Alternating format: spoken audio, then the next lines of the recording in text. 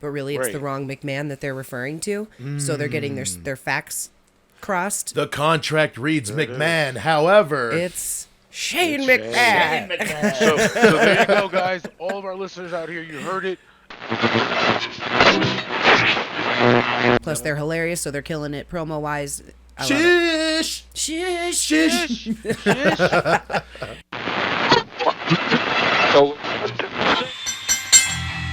The following podcast is scheduled for one fall. Ladies and gentlemen, welcome to the MACKDOWN Podcast. Starring any combination of the following. Introducing Mikey MacD, Mr. B,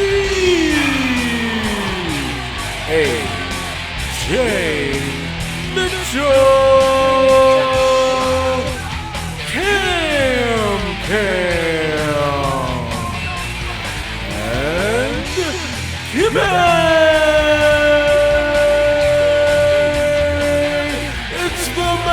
MACKDOWN Podcast.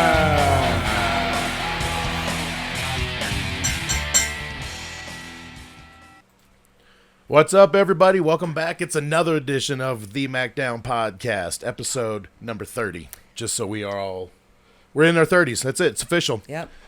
We're truly adults now. 30 weeks, man. 30 weeks. It's crazy. It is. But anyway, welcome to the show, everybody. We got 3 in studio. We got 1 from a remote location. So with us today, we got Kimmy. What's up, Kimmy? What up, everybody? Mr. B. How's it going? From remote, A.J. Mitchell. As you all know, the champ is here. Yeah. But hey, what's up, Rocky Mountain everybody? High is a thing. We had a week of wrestling this week. We did.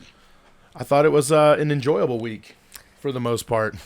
Yeah, it wasn't bad. It wasn't bad at all. We definitely touched on a lot of things. We'll be touching on a lot of things today, but man, we got new champions officially. Some wrestling happened, and some wrestling happened. Hey, you know what? You know what else happened? Is we got a fan question. Oh, we got a fan question this week, and it kind of ties in right with some of the news that's been going on this week. Some of the hot stuff. Yeah, but, definitely. It was on our YouTube. It was on our YouTube. Vic 4Dub. Thank you, Vic, for your What's up, Vic? Continuous support of the pod. Vic is awesome, and Vic, like everybody else, should like and subscribe at MACKDOWN Podcast to see us all every week do what we do best, and that's tell you how it is. Bad baby or good child, we'll let you know right here on the MACKDOWN Podcast. Well, back to you, Kimmy. Is this bad baby or not? Because it says his question is Cody quit AEW, real or work? Ooh. What do you guys think? What do you guys think? I think we're gonna deep dive into that. I don't know if we should just go right into it now. We can give a short answer. My short answer is yes. Jump in. I think it's a work. Personally, I think that this is all just a big exploitation for Cody to get that money back. And what I mean by that money back is, hey, you want him to be healed? What better way for him to be healed than to come back at Revolution, where you have him still in the damn poster, and come back as your face of AEW? I mean, come on. Well, here's my opinion as well. So I've said this from the beginning that I think that their reality TV show is also a work. Yeah, dude. Right? So I think like this is Cody's way of bringing kayfabe back, if my opinion. Dude, right? I would love that. So it's his way of trying to be like, turn reality into the business, if that makes any sense. Bring it back a little bit, kind of bring it backstage some, kind of let us quote unquote in, and kind of see how everything's operating, because we're like, damn, these guys are assholes. So or at least Brandy is a super asshole on that show, the way she's portrayed. But they're doing it through these other platforms, which is a good idea. They're blurring that line so much right now. Yes. They're crossing over so that it makes the reality. Almost is it? And we need kayfabe bad.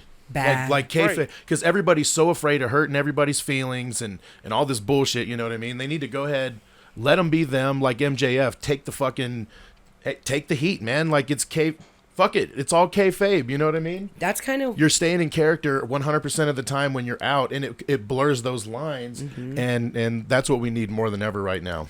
We need people to be like, but I know that was bullshit over there, but like that guy, he's a fucking dick. Well, and think of his... Or whatever, and you know? think of his legacy, and then, his brother put a post up on Insta or Twitter saying, no, I like AEW. I'm not going anywhere, basically, right? So he's sticking around. So I think that it's, in my opinion, like the biggest work ever. And I think that's why everyone's like, is it real? Is it not real? Is it real? Like, that's kind of the hot topic as well, is that everyone's kind of unsure. Well, is he going to WWE? And if so, why would he do that? Because there's the likes of Brock Lesnar and Roman Reigns over there. You think you're going to be the top guy?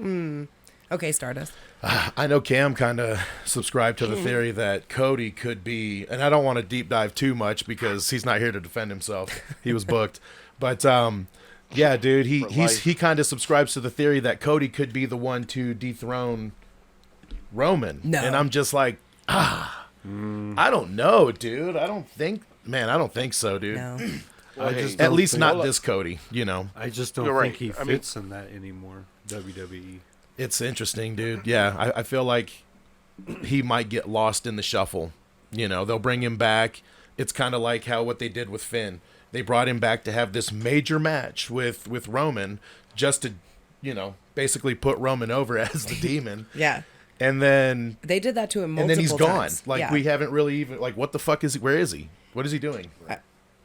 Hey, look. Well, I just think it's more personality at this point, though. Yeah. With Cody and WWE. Yeah. Bro, like I always say, it's only smoke and mirrors. Whoa.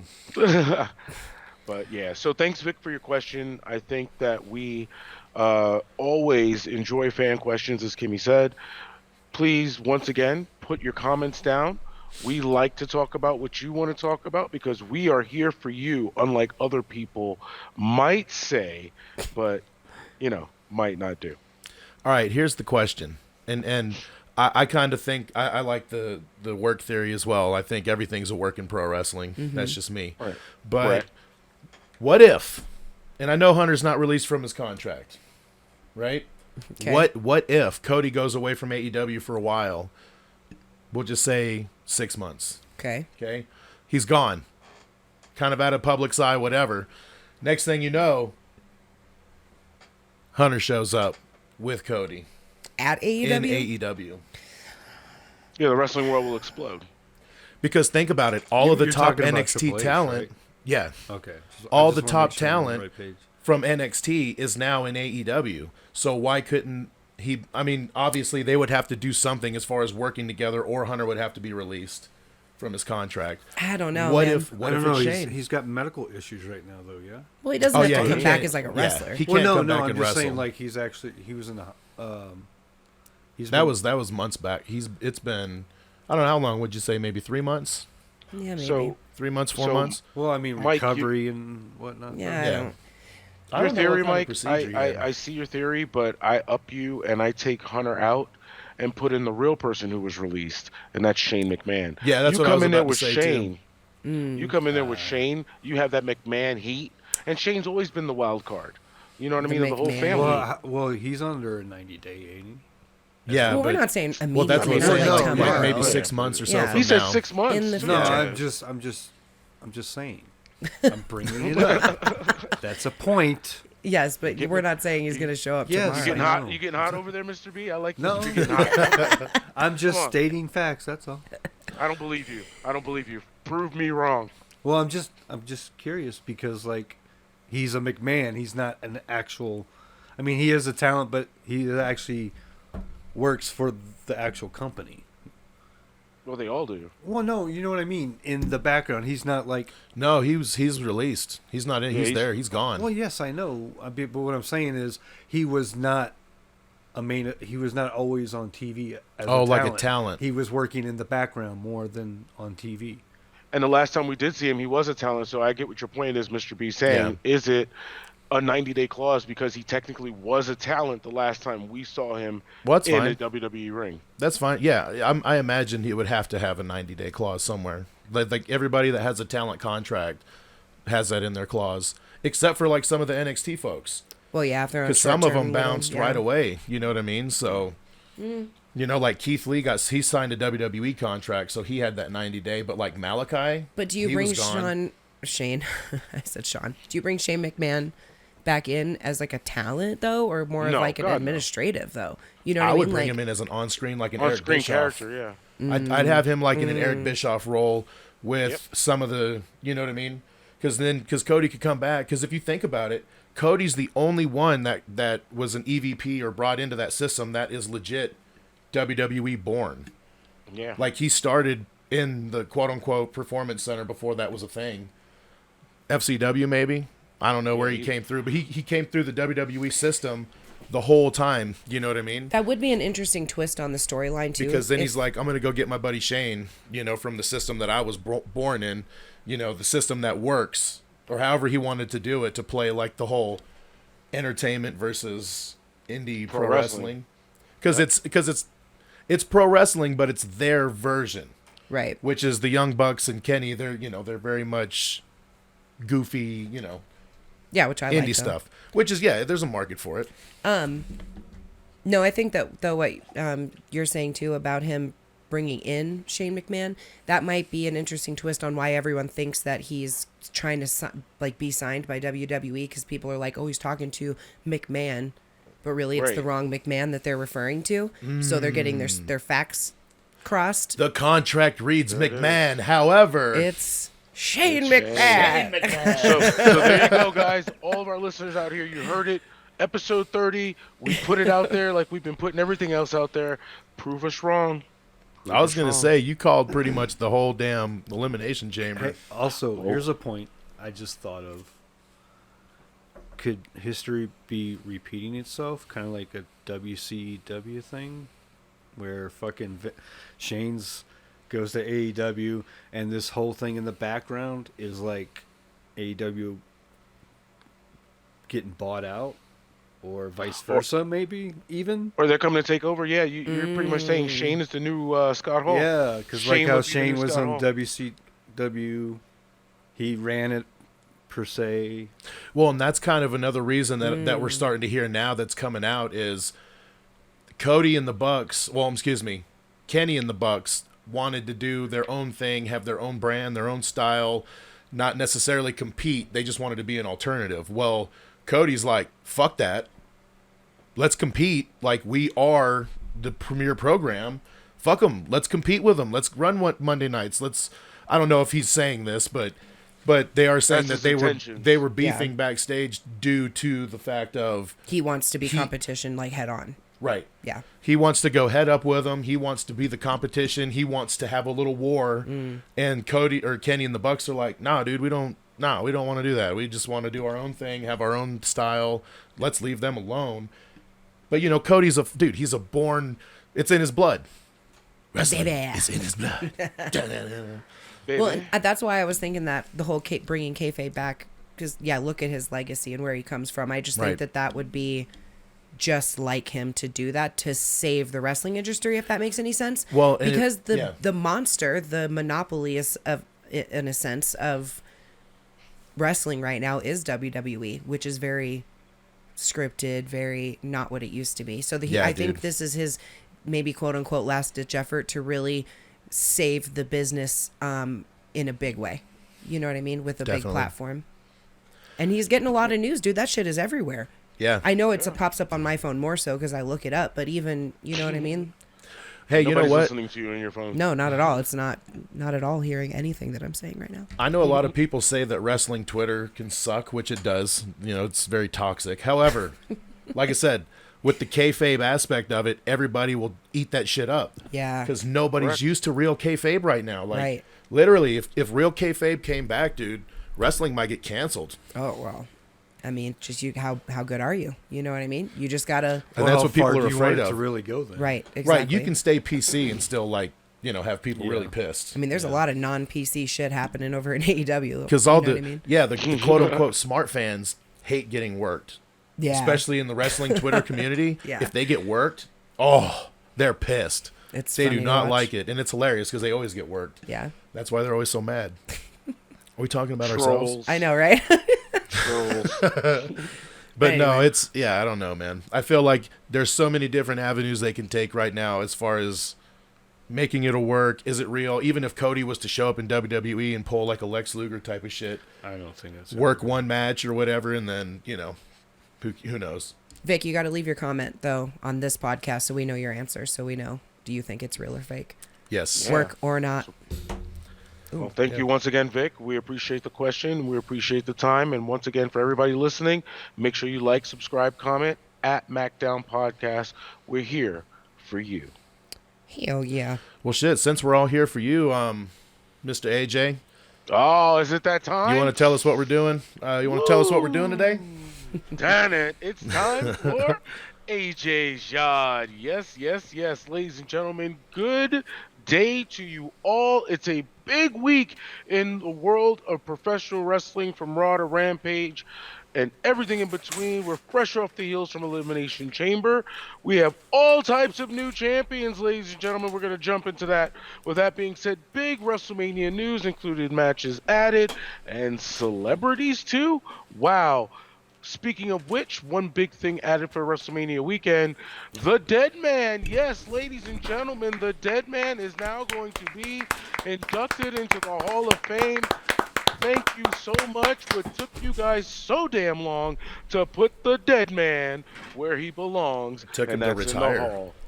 Yes. Well, I mean, he had could to- have retired and still been in there. He could have been active and still been in there. That is the man, as this man said, the greatest character ever in professional wrestling. Congratos to you, Undertaker. Congratos. Truly deserved. Yes. With that being said, we're also going to give our takeaways for the week. Fantasy wrestling, of course, we're going to jump into that. The MACKDOWN Fantasy Wrestling League, formerly known as the MACKDOWN Fantasy Federation. We are going to look at our scores. The Makes it champion is here, and I'm going to brag about it. But damn, I feel like Big E. We got Mikey Lesnar over there just coming and taking shit from people. All that and more right here on the MACKDOWN Podcast. Back to you guys in studio. Thank you, sir. Nice. That was great. He said Mikey Lesnar. Mikey damn. Lesnar. Suplexing motherfuckers off the goddamn Suplex top of the Hell thing. in a- Hey, I'm happy with second place this week in the points. Dude, yeah, I was going to say, you are definitely not last anymore. You ain't last. Nope, that's AJ. AJ last now. AJ last. We'll get into hey, that. yeah. Yes, hey, we AJ, will. do you know you're last? Yeah, I do. I saw the Mr. B picture. wants to let you know. He's very happy about that. Hey, look, I'm a two-time fantasy league champion. Look, you So lost the can't take that away contendership from me. match. You this haven't week, lost okay? it yet, so you're still a single. Look, like we were like fighting for the contendership for the championship, and so we had to fight the champion to get that championship contendership. And so you lost that match this week, AJ Mitchell. Oh, Damn. Gotta fight the champ to fight the champ. You know son what I'm of saying? a bitch. Yeah, that's exactly what happened. So that means I Damn. win the overall at the end of it then, because you beat the champ but you never get the title. That's what happens. I know, right? We're Corbin. We're fucking Cesaro. We're goddamn. Yeah, we're- Name anybody else that beat the champ that didn't get a match. All right, let's get into the week that was. Yeah, starting let's do with that. Monday Night Raw. All right, what happened? What was the big takeaways from this week on Raw from you guys? Kimmy, let's start with you. I know you've been really psyched up about Raw because all of your team is there. So you are like our Monday Night Raw like confidant. You know what I mean? You've got it. So what are your takeaways? We'll start with you. What's going on with Raw? So the Broga party was interesting. I didn't get it. That was weird. That's all I have to say about that part because they are on my team. They kept you alive, yeah. But dude, Brock Lesnar. This Brock Lesnar to me is the best version of Brock Lesnar that there's It's scary fun. ever has been. It's crazy, dude. He's fun. He's getting in with the crowd even after his show. But yeah, anyway, so coming out in his little, cowboy outfit again, and then he uses Austin Theory as his coat rack. Essentially, he's like, "Here, hold my jacket, have my hat."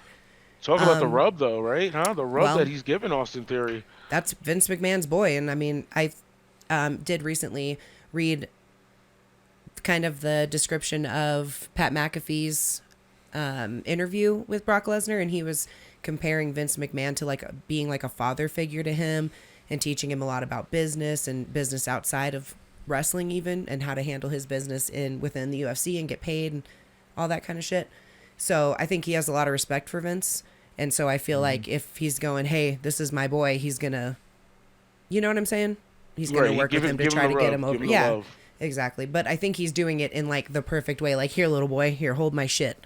Yeah. Almost like you would do with your son. Like, here, take all my stuff. He just puts the hat over his whole head. Yeah, literally, yeah. And so. Yeah, because if you're the next in line, I mean, that's kind of how, you kind of got to get that rub from Brock, So anyway, he's the best version of Brock Lesnar right now. And the selfie with him and Austin Theory at the end. Dude, Brock is doing the best work of his career at the latest point in his career. Yeah, isn't that crazy how pro wrestling works though? Like, he's a fine wine. Yeah. Like even like think about Randy and I mean even Cena. Randy is a perfect example of that for sure. Yeah, he's just getting better and better, but his brain is starting to catch up now with everything else. Mm-hmm. So he really understands the business, and he's like, ooh. I see what they were saying by work smarter, not harder, and don't kill yourself because you can tell a story with a fucking armbar, legit. You know what I mean? Yeah. So you don't have to do much to tell a story, So, and that's what the older guys have figured out. Jericho, fucking, you know what I mean? Mm-hmm. So yeah, I think that was perfect for me. I love it. I loved it. Awesome. What else? I know for me, I wrote down just a couple things that stood out. So. When Seth is in the ring with literally any talent, even Brock Lesnar, he fucking is standing off the screen. Like, he's just jumping off the screen, man. Like, charisma-wise, just like his presentation. Like, when Brock's talking, I was going to say the shiny metallic suits definitely help. Yeah, dude, Brock's talking, and he's like, his gear is awesome. Yeah, the gear, to me, is great. And his whole character right now, just the cockiness. Yeah, he's owning everything. Yeah, and it's awesome. I love it. Like, but everybody else that he's on the screen with, like everybody that was in that ring in the beginning of Raw, he was the only one that was just constantly in ridiculous mode the whole time. He's Brock's always in talking, character. Just making those stupid faces like, that laugh, that laugh. Yeah, he's doing that shit during all the promos, and he's not cowering. He's not like, he's owning his character to me. And I feel like he's right there. He's getting close to Roman level as far as owning his character. Yeah, I 100% agree. I think he's fallen right into where he needs to be, basically, as a person. Even when he was coming out, the way he comes out now, the way he kind of walks all like... he kind of dances his own way, and he's like, he just owns it, man. Yeah, he just is totally unique and different, and I love that. For sure. I agree with you there. I feel like he's really having fun, and it's been a while since a lot of these guys realize that you can have fun. Like you, to your point, Mike, he definitely understands the business better, and understanding the business better does allow you to have fun with it because you don't have to do a shooting star press off the top rope, right? To do it when it matters. You know what I mean? And that's the thing with Seth. Even his matches are kind of the same way. Like you don't see him going absolute crazy batshit, But he did at Rumble against Roman. He pulled out all the stops, and that's when you should do it. Mm-hmm. You know what I mean? For sure. Go old school. Mm-hmm.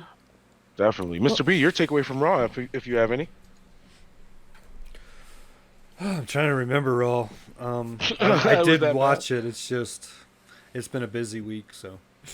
Definitely. Well, I know you were talking about the AJ Styles, Damian Priest situation. I know you know about that, him losing. What were your thoughts on that? Oh. I don't know. I wasn't into that match, I guess. You're not invested in the Damian Priest probably potentially losing the title to AJ or starting a program with someone potentially for that championship? I mean, I definitely think at least he's defended it. I guess I'll give him that for sure. Well, yeah, he's done more than Shinsuke. Yeah, he's a defending champion for sure. But I don't know. I think AJ doesn't need the IC title. Or the U.S. championship? Or U.S., the U.S. Yeah. Yeah, I felt like they shouldn't even have put him there. I know you wrote that down, too. Yeah, my thought about it was, why the fuck are you in the Elimination Chamber match and then you're having a match for the United States Championship. Oh, by the way, it is for the championship, and then you lose. Going into the Elimination Chamber. That makes you look real bad, bro. Like that makes you look real weak. That makes you do you any favors. Yeah, like so you're gonna lose to the U.S. champion. You expect to win against Brock Lesnar and fucking Bobby Lashley and fucking Riddle. You know what though? In WWE terms, like in their way of doing things, typically he would have been the one to win. You know what I mean? Yeah. Because he'll lose, and then all of a sudden, right when he's out of your brain, boom, he wins the big one. Why do you think Austin Theory was the real wild card in that whole match, man? Like Mike said, I called that shit from the beginning and said, "Yo, it's gonna come down to Austin Theory and Brock." I'm telling you. And he's gonna give you a chance to make Austin Theory win. We called the entrance into the chamber, and then you called the sequence of the whole. Well, here's my thing though. There's so many other motherfuckers that you can put up for a match with Damian Priest for the U.S. Championship. Why the fuck is AJ Styles in that match? Where the fuck is Put fucking Finn Balor back over there. Put whoever the fuck else. Finn Balor as a singles champion would be great. I mean, because even his Intercontinental title run he had was really good, I thought. Was really good, yeah. And then he lost to Lashley, right? So, yeah, bring him back. Well, I did read some shit for upcoming WrestleMania kind of stuff about Finn maybe coming back in that kind of role. Because they're like, who else, basically. Yeah, we'll definitely jump into WrestleMania's card. Oh, my goodness. AJ Styles shouldn't even have been in that match. There's just no reason for it. It was just I made agree no with sense. you 100%, Kimmy. I agree with you 100%. That should have been, I'm not going to lie. And I'm not hard on him like you guys think I am. But that's the program for Austin Theory. For that particular reason. I agree. You're pushing him to the moon. You're going to give him Brock at Elimination Chamber. Why not have him in a tune-up, quote-unquote, for the United States title? And then, you know what? Have him win. But have him win by DQ. Or have him win by a count out. Totally. Or something like that. Not get the actual championship. Yes. Yeah. Dude, and you could use those two. They could rub off each other to the top. You know what I mean? Like just like Rock and Hunter did. Same thing. They worked with each other when Stone Cold was on top and he's fighting, Undertaker and Mick and those guys. Kane. Yeah. The undercard was Hunter and Rock for the Intercontinental title. And look what happened. In a ladder match. I mean, all kinds of shit. Ladder match. Didn't they have No, that was for the world title when they had the Iron Man match. Well, and I'm like you. If they are going to put AJ Styles in that role, why the fuck aren't you having him DQ out or something of that nature, like win but not kind of a thing? Do you know what I mean? Because that would have been the perfect opportunity for them to push that stupid, I'm Damian Priest and I'm psycho now. I don't know how to hold my temper in check. My Damian part. Yeah, so dumb. Satan. But he comes out with the fucking horn hand in the open palm, and it's just like ridiculous. Oh, it's Damien, but it's also Priest. It's like so dumb. Anyway, that tickled me, Kimmy. That tickled me. Anywho, then. So, but they did AJ Styles dirty, and they made him look real fucking weak. That's all I know. I will say that during that whole during the whole segment with in the beginning with all the Elimination Chamber competitors, when Brock started suplexing motherfuckers. Yeah. When Riddle and Seth got out of the ring real quick, like Riddle legit jumped all the way over the top rope onto the floor. Dude, so I don't know if it was, I want to say Riddle did post it on Twitter, but he said something like about John Cena catching him outside the ring. Did. He's like, hey, John Cena, thanks for catching me, bro, or some shit. Yeah, because he jumped over the top rope out to the outside, like on the mat. Yeah, he's like, see ya, fuck this. Like out of camera completely, just didn't even. And then Seth was like, fuck this, I'm getting out of here. With his crazy he's self. leaving, I'm leaving too. Yeah. That was hilarious, I'm not going to lie. That shit made me laugh. That was good. Especially with him being in the toga too, he's just like flew away. Yeah, he's like, see ya, fuck this, I'm out of here. Anyway, that shit was funny as hell. Well, yeah. So of course I do that love Riddle. He's awesome. Yeah, he is. I think he can be around for a very long time. What'd you say, Kimmy? He's got potential to be a Hall of Fame talent. Oh yeah, he's definitely Hall of Fame potential. Riddle. He's if he can stay on the path, stay healthy, and I think so. You can always tell when the people have it. I wish that someone, and I know it's kind of hard to, but I wish there could be like an outside independent, not WWE related Hall of Fame. Do you know what I'm trying to say? There is. Oh, just is there just a wrestling organization Hall of Fame just for everyone all together? Yeah. There is one. Isn't that Pro Wrestling Illustrated, right? Don't they do that? I don't know who puts it on, dude. I want to say it's like the Cauliflower Alley or some shit like that. We'll look that up and see if we can, if anyone of our followers happens It's to know something the like info. that, but there is a Hall of Fame because I know Owen Hart just went into it not too long ago. Yeah, see, that's what I mean. So then Yeah. everyone can kind of. It's like the It's not wrestlers. WWE's Hall of Fame. It's Yeah, exactly. The Wrestlers Hall of Fame. The Wrestlers Hall of Fame. Totally. You only go into the WWE Hall of Fame Cauliflower if you Alley want. Club, I think is what it's called. Well, don't they have like a side Hall of Fame they do every year too? WWE that's for just about any wrestler ever. Like, Well, I mean, 'cause the I've one seen before some- WrestleMania, but I don't know about like an additional one. They have a weird thing now, like where it's like the I don't want to say like honorable elite. mentions or whatever, but it'll have like It's like the elite, or not the elite, but God, what do they call it? Because I remember seeing it one year when they were doing before COVID, I think too. When they were doing the WWE like the Hall of legacy- Fame- the legacy thing? or Yeah. something like that. Maybe. Yeah, maybe yeah, that's what it it's was. weird because they'll have like the Hall of Fame class, and then they'll do 'Cause it's the legacy wrestlers that- class, which is like 10 other fucking people they'll mention. It's like in there. honorable but it's mentions usually, of the I year. think it was kinda. like mostly wrestlers that wrestled way before Vince McMahon's So it's people they don't Oh, want to yeah. necessarily highlight, Yeah. but they want to give them credit. credit. Yeah. That's lame. Yeah. But it's like it's like its own little side Hall of Fame of the Hall of Fame. I used to love the Slammies, but they can't really bring back the Slammies because Owen made that his thing. You know what I mean? Owen Yeah. just kind of took that over as his. He was like, "I am the Slammy Award champion," basically. Like I know he just holding him up constantly. Hey, footnote, if anybody ever wants to go watch a Slammy, go watch that one. I think it's from 97. It's really good. Yeah, It's he's on like one. Is it they're on like, there? "Hey, you're up here to Is it on announce." Peacock? It might. I don't know. They 'Cause might I'm have the kinda- Slammies on there. I don't They're know if they do or finding it. not. They did on the network. I don't know. They took some of that shit off though. Yeah, unfortunately. But Yeah, that shit was hilarious. Rest in peace, network. yeah, rest in peace. Yeah, Vince McMahon. I hate you for that. I really do. Oh, he hears you. He's a billionaire. Yeah, he sold. It's like, dude, you sold it for more money. You're already Like a a boss. billionaire. Yeah, you got It's like when plenty you of want. I money. guess when you got all the money, you just keep wanting more and more. It's just true. When you like more and you just want more, Yeah. you just get more and you want more. How much can you have? You know. Anyway, more, more. More. and more. More. Was there anything else on Raw that you guys deemed worthy? I wrote Ciampa was ... there. There. Yeah. He didn't get an intro, nothing. He's on commentary all of a sudden. That shit made me laugh. Yeah, so him and Dolph are doing their little thing. No, other than that, that was all I had lined out for Raw. AJ, was there anything else you wanted to add? That was it. I mean, Raw was pretty straightforward. I mean, it was the go-home show, so we knew we were just going to get appearance after appearance after appearance, pretty much. Yeah. Yeah. It was a lot of, even like SmackDown, which we'll get there, it was a lot of kind of like vignettes, a lot of video packages, a lot of Yeah. not live stuff. Anyway, I will say that Raw is getting a little better. It's Yeah. slowly but surely just Brock getting a Lesnar's little better here and there, you know. kicking up the heat for me. Yeah. Oh, and Bobby Lashley is going to be out. He's got to have shoulder surgery. Oh, that's so right. Yep. He'll be out for at least 4 months. So Yeah. Mr. B got a decision to make. No, The it's B not got really a a guess it's decision. really. I guess it's already made. It's pretty much obviously made. Yeah. So Who you putting? Who's going in for you? Sammy Guevara. Sammy. It's a good Oh, backup. see, that's a great backup. Yeah, that is. Yeah. I feel like that's what But backups I are can for right also, there. I can also be. Well, no, he's going to be out for only 3 months. It's not like he's out permanently. No, he's out for Or- 4 months, so For you 4 might. months. So if Sammy gets hurt or if somebody else gets hurt on your team, Yeah, then then you can pick grab up. somebody. Mm-hmm.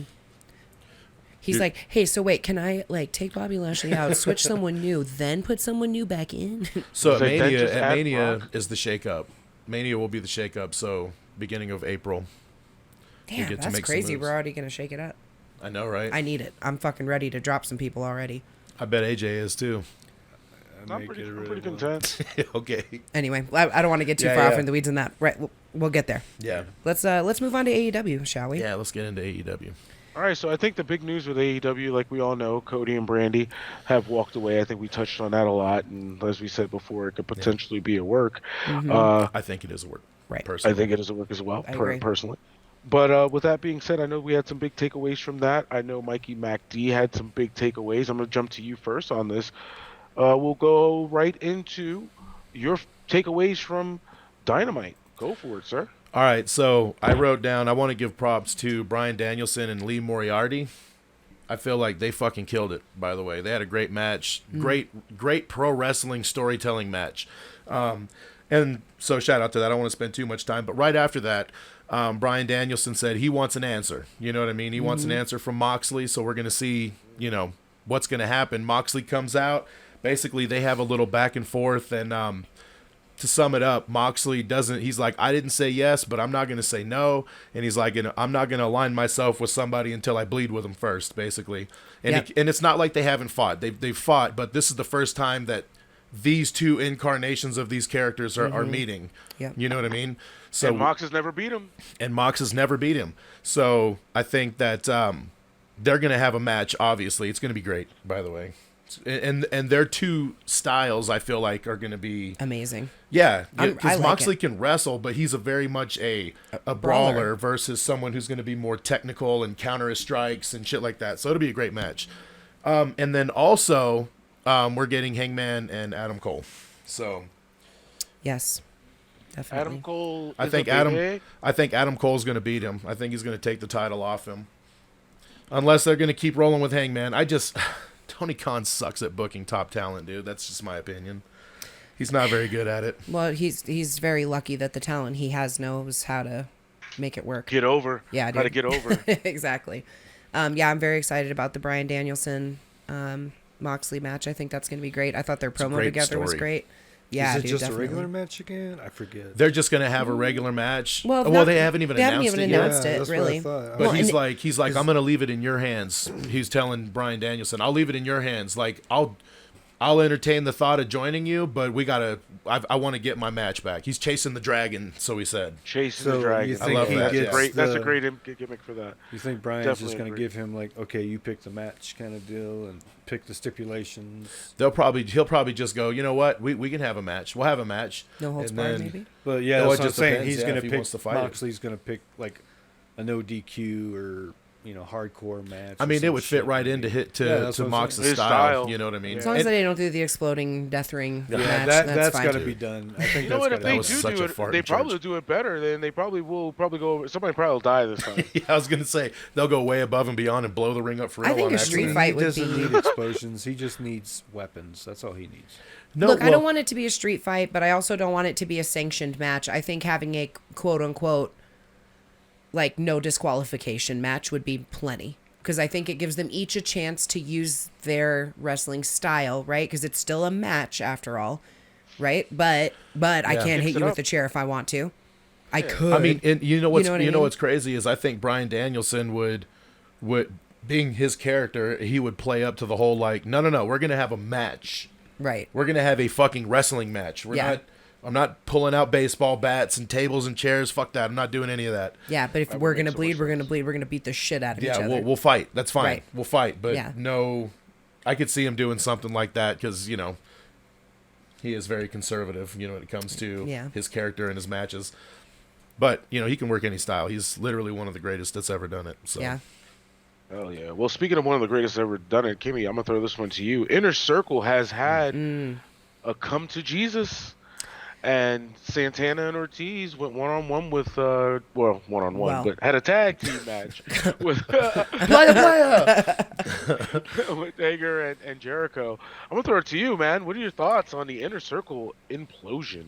Well, you probably forgot Jake Hager was there because what the fuck was he wearing? How could you hot pink, fucking zebra stripe, rock hard on your butt, little logo. What the fuck was that? Like, he's supposed to be like UFC guy, right? Or like, MMA or whatever. So it's like, what is this like weird Shawn Michaels-esque? They do wear shit like that. No, I know, but the colors, the whole vibe. It was very loud, yeah. Well, and then recently they kind of revamped. MMA. Yeah, MMA. So I'm like, what the fuck? So it kind of confused me. At first, I didn't know who it was because I just saw the back of him, and then I was like, oh yeah, well, it has to be Hager because it just, those split-second thoughts that you have through your brain when you start watching something. So the outfit threw me off. So anyway, that's probably why you forgot about it. But I did think the match was great. I love that Jericho got pinned clean. You know what I mean? I thought that was a great ending to the match as well. Well, no, he didn't really get pinned clean. Yeah. He got punched with brass knuckles, Yeah, he got punched outside. His head was outside the ropes, and Ortiz, or not Ortiz. But he took Santana. the 1, 2, 3. He did take the 1, 2, 3. Yeah, I see what you're saying. Yeah. You know what I mean? And yeah, if they want to play a little dirty, of course they're going to do that because they're sour. They're sour grapes. You know what I mean? They're like. Well, you got to know Jericho's got to come back next week and say, well, that wasn't a fair fight. I think this is going to be the division. Because like you guys said, I think the Inner Circle's practically done at this point. Yeah. Nobody needs it anymore except for Jericho, and they're gonna lean into that story, by the way. So Jericho might turn into like Fat Thor or some shit like that, like during this whole situation, like after he gets segregated from everybody. Oh shit! That. Well, he's gonna be going on tour too.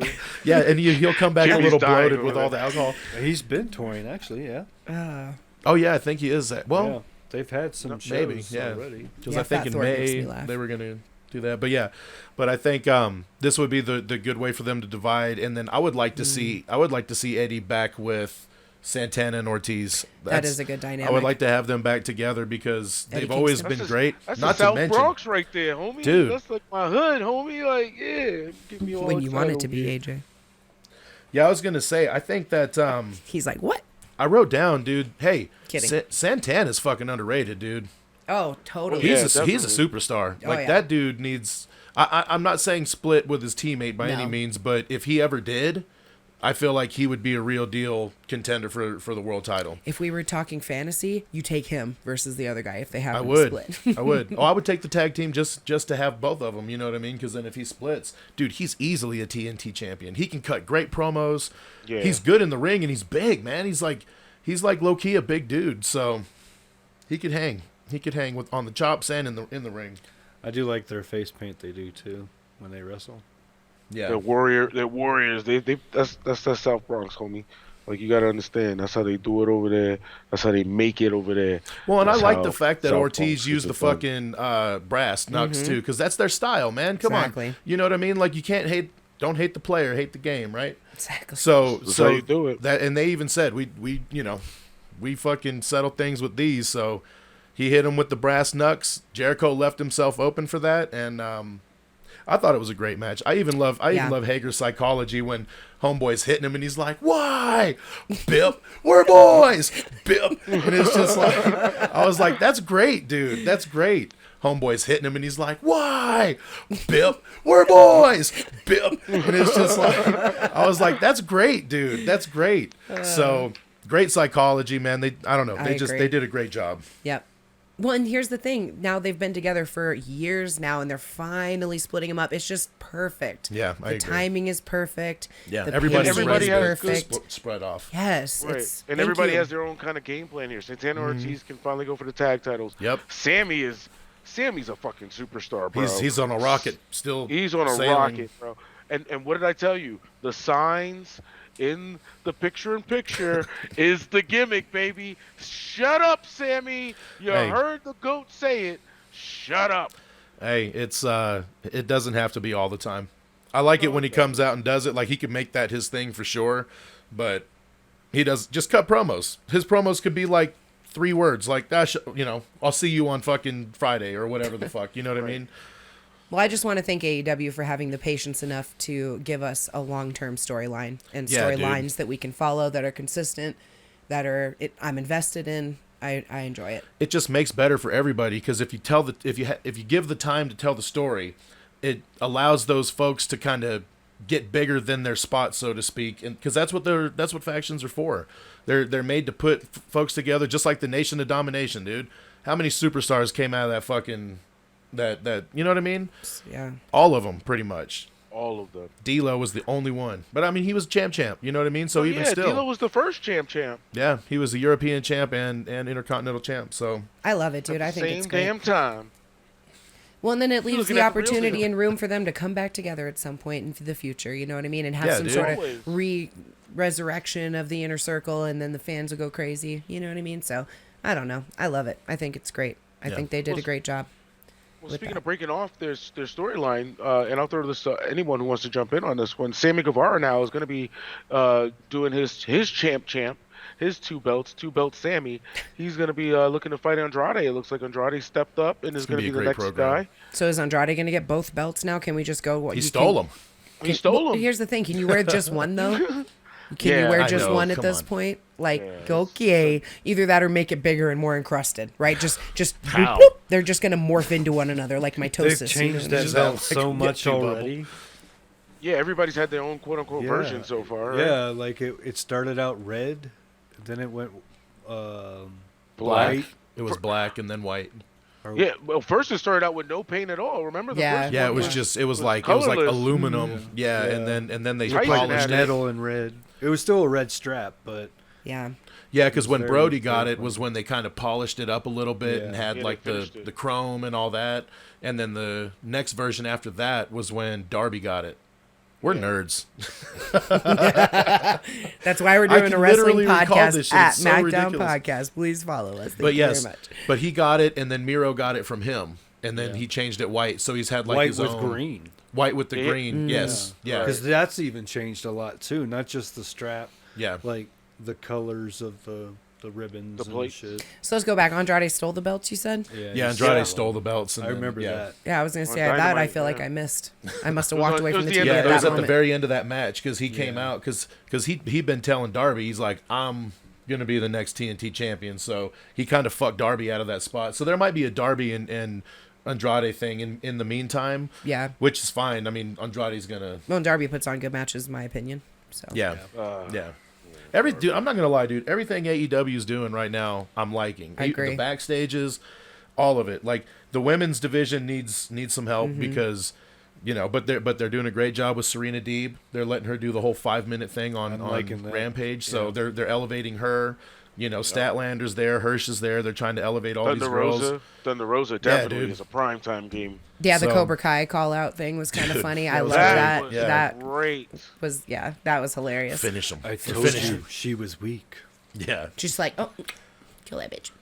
I mean, aside from them having a great show, I'm sad that viewership was down. I got a call from Cam while we were talking here about viewership. Shout out to you at Big Cam #4. .cam.com. It's not even close. That's not no. it. But he did mention that viewership for AEW was down this week, only 400,000 viewers, which was... Well, the Olympics has been on, and, we'll give credit to that, too, so there might be a little bit of a weirdness going on.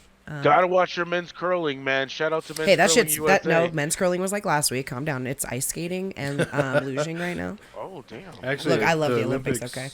Oh, you do? Okay, I love the Olympics, dude. I watched Cool Runnings recently to get me in the Olympic mood. You know what I mean? Did you watch Miracle? I haven't watched Miracle because that is a Winter Olympic. So I need to do that. I need to find some Winter Olympic movies and then some Summer Olympic. What was that movies. movie we just watched? Eagle Cool or whatever? Is a winner. Well, I know. That's what I said. Oh, I thought you said. No, I need to find some summer ones. Summer Olympic sport.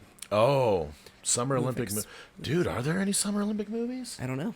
Holy shit. If there aren't, there need to be. What are we doing? There's a lot of winter ones. Yeah. That's way off topic. Like but hockey. Yeah. Like the Mighty Ducks did one. They were in the Olympics in the movie. It was part of the story. Well, my viewership was up. I was watching that shit. Even though it was not. So there you go. So that explains why. I was going to say, I think we've explained all of AEW as well. Yeah, so let's move it on. We already kind of knew what was going to happen this week on SmackDown, but we have we already knew. Officially, Intercontinental Champion, Sami freaking Zayn. Congratulations to you, Sami. You won the title on national television, beating Shinsuke Nakamura. Not live national television, though. Not live, taped. Hey, national one thing. Let's pause real quick. Kimmy just breaking. She breaking just showed news. me. It's not breaking, but we forgot to talk about it. In AEW, we can just touch on it real quick. They're doing Hangman and Adam Cole program going forward for the belt. So that's going to be a thing. Dude. You touched on that at the beginning. Did we? Yeah. Okay, we can cut this off. Okay, we can cut this out. Perfect.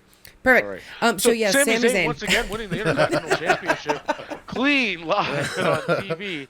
As Kimmy once said, not taped. Previously recorded. Yes.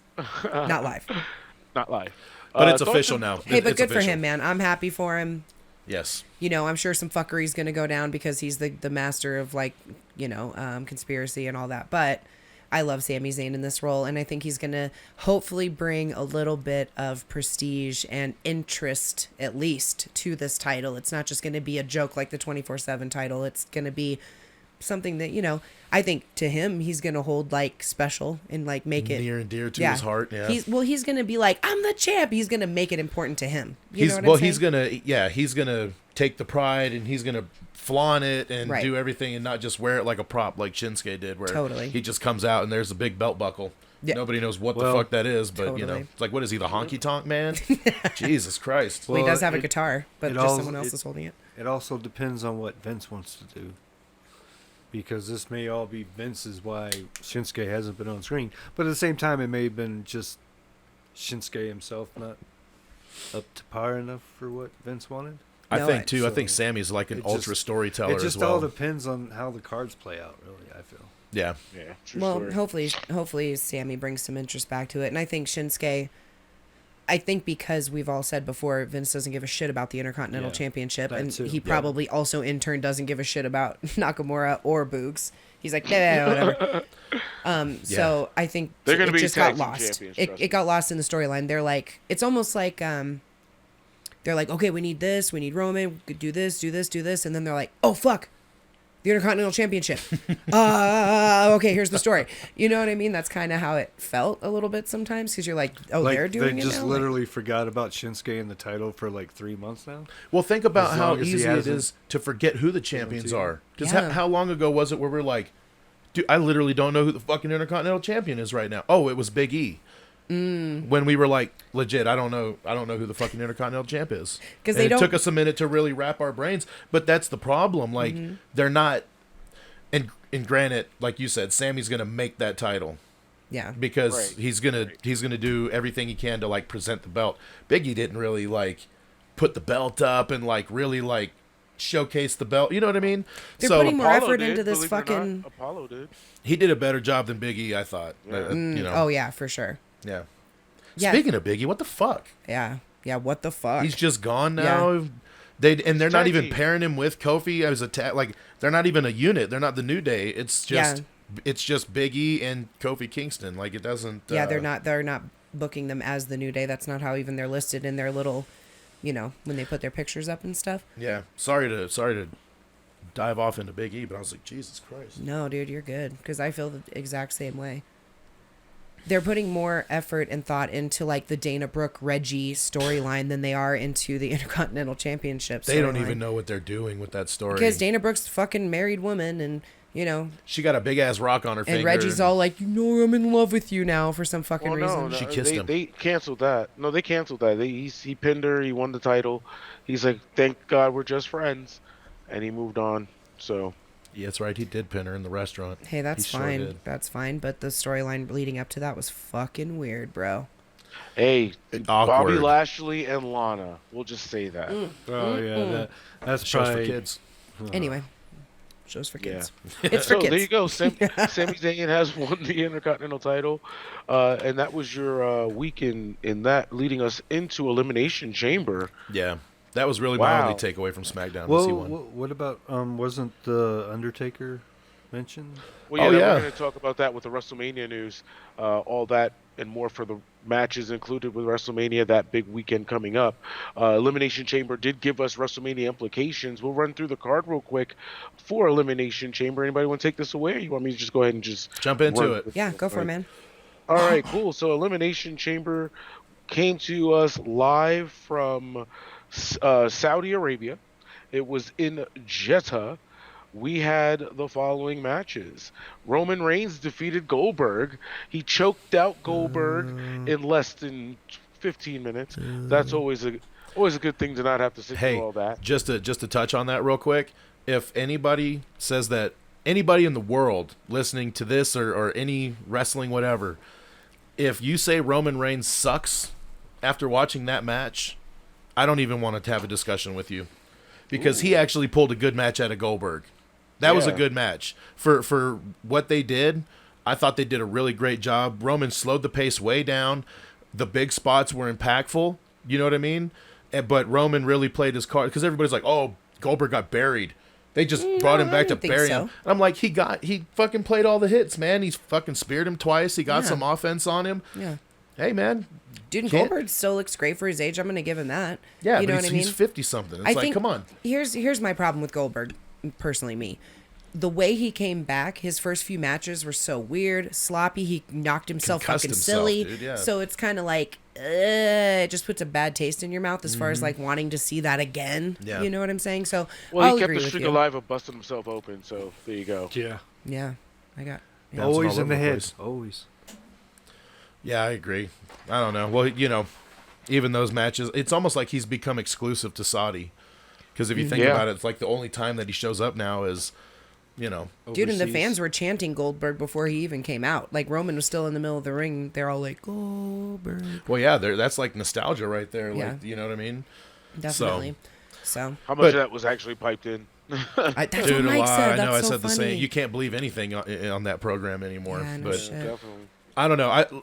Again, I don't want to spend too much time, but I thought that they had a good match. I thought it ended well. He didn't have to. You notice that Roman didn't hit the spear. So he never hit the spear, and when he set up for the spear, he got fucking speared. So he's like, okay, I'm going to choke this motherfucker out. I like him. Right. I was watching that video of him choking. I think it was Brock Lesnar out maybe, and he's like, "I'm not letting go."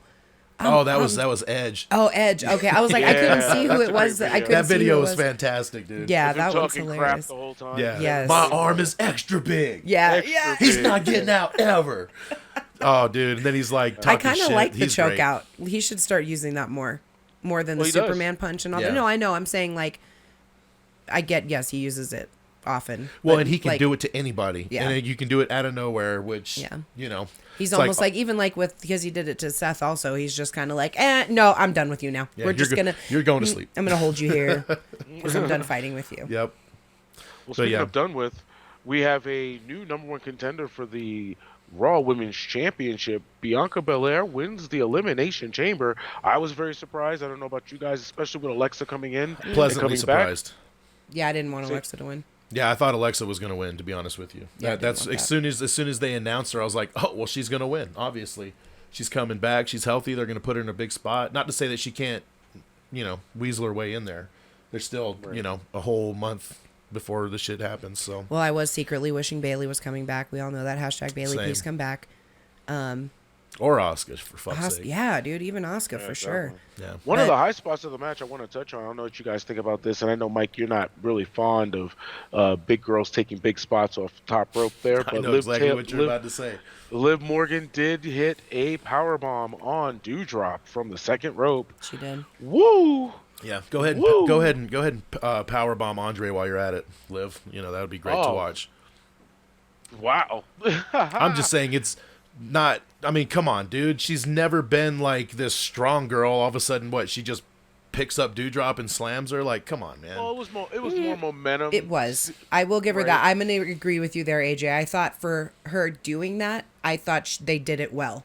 I didn't think it looked sloppy. Well, here's I my thought they thing. did a pretty good job. If it wasn't like Bianca and fucking Dewdrop's like, hold on, let me climb up these first two sets of ropes Yeah, for you. yeah, it's It ridiculous. didn't necessarily come off that way. So I thought it was definitely better, more done, better done than the previous.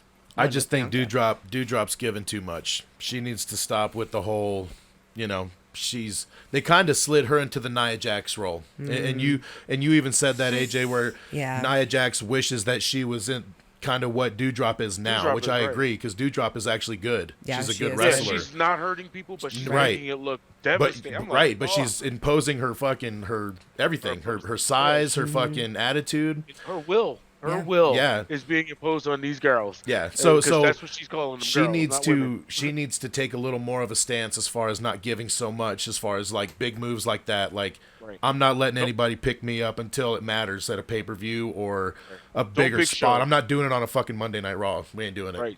Well, I Don't mean, big and they show were at yourself. Elimination Chamber, so I mean, But it's just all the But time. it's- You know what I mean? It Like, shouldn't, yeah, right. And it shouldn't have been Liv. It should have Right. been Bianca. exactly. Keep Bianca strong at all Sorry, times. Liv. Let I Liv, don't picture Liv as like this jacked, muscle ball. Liv should have went It's like a for it, video then- game suplex with Rey Mysterio versus Andre the Giant. It's just like, okay, here we Right. go, and down we go. It's like, okay, not realistic. it would have What been would've made- funny. Takes you out of the match, basically. Yeah. Right. What have I liked about it? It would have been like Liv would have tried, couldn't do it. Then Liv and somebody else would have tried, they couldn't do it. Then Liv, Rhea, and her, they all three would have tried, they couldn't do it. She got them off, and then Bianca comes by herself and then does it.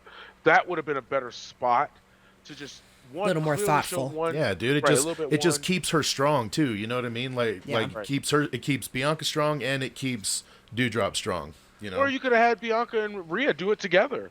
Fine. You know what I mean? That would have been a nice spot. They could have walked her to the center, held her there for a second, and then double powerbomb. I just don't want Doudrop to be presented as like how Big Show was, because Big Show was the same way. He was giving and just let everybody do everything, and he even says to this day, if there was one thing he could change, he would have stood his ground a little more as far as like what he would have given and not given at that time. The man did a super drop kick from off the top rope.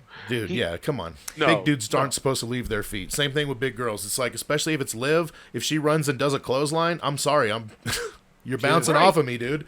You know what I mean? It's just good psychology, you know what I mean? Well, and that's why Rey Mysterio, though, works. And you're right, I'm not saying that Liv is a muscle ball, quote unquote. You know what I mean? But I do think that the way they did it and the way she used her flip and the momentum of her body to try to make it work, I thought that all worked fine. I didn't hate it. I wasn't like, It's nitpicking, you know what I mean? No, and I get for that. me, you know but, what I mean? But I think they're doing good overall. I mean, they can push Liv, that's fine. You know what I mean? She's been out there. I hate the way she fucking cuts her promos, but that's a whole other thing. But I told Mike she like pushes her tongue against the back of her teeth when she talks, kind of like. I want to talk about me, Liv. Yeah, it's weird. Well, I will say, Doudrop did look like she hit her head pretty hard on the fucking mat. Oh, when she came off? When she came off the power bomb. Yeah. It's almost like she hit butt first and then bam. I could have swore it looked like her head bounced off the ring, so. Ooh, that's never good. Those bumps like that are not good. We'll definitely talk about a bump similar to that coming up. We'll move on to the next match. Congratulations once again to Bianca Belair. Yes. I thought they did a good job. Yeah, they did a good job. Yeah, definitely going to WrestleMania, and my little girl is very happy about that. Oh, hey, and side note, WWE, thank you for not making all the girls wear T-shirts over their outfits this time. Yeah. Appreciate you for that. Thank you. We're progressive, going in the right direction. Yeah.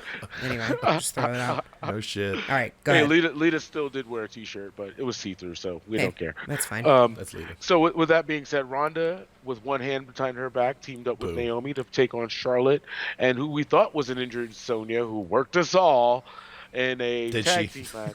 And by the way, AJ, it was not a hand behind your back. It was a hand to the side of your body. In your pocket. In your pocket. She kept one hand in her pocket, and the other one was kind of mean. Giving arm bars. What faces did she make? Can we go to Kimmy? What face did she make? Ronda? And then she's Love like... it. So, yeah. Anyway. So with the exception of me getting 7 points for that match, I don't know any takeaways from that, guys. Naomi had a colorful outfit. I got nothing. Charlotte looked like Santa Claus's daughter.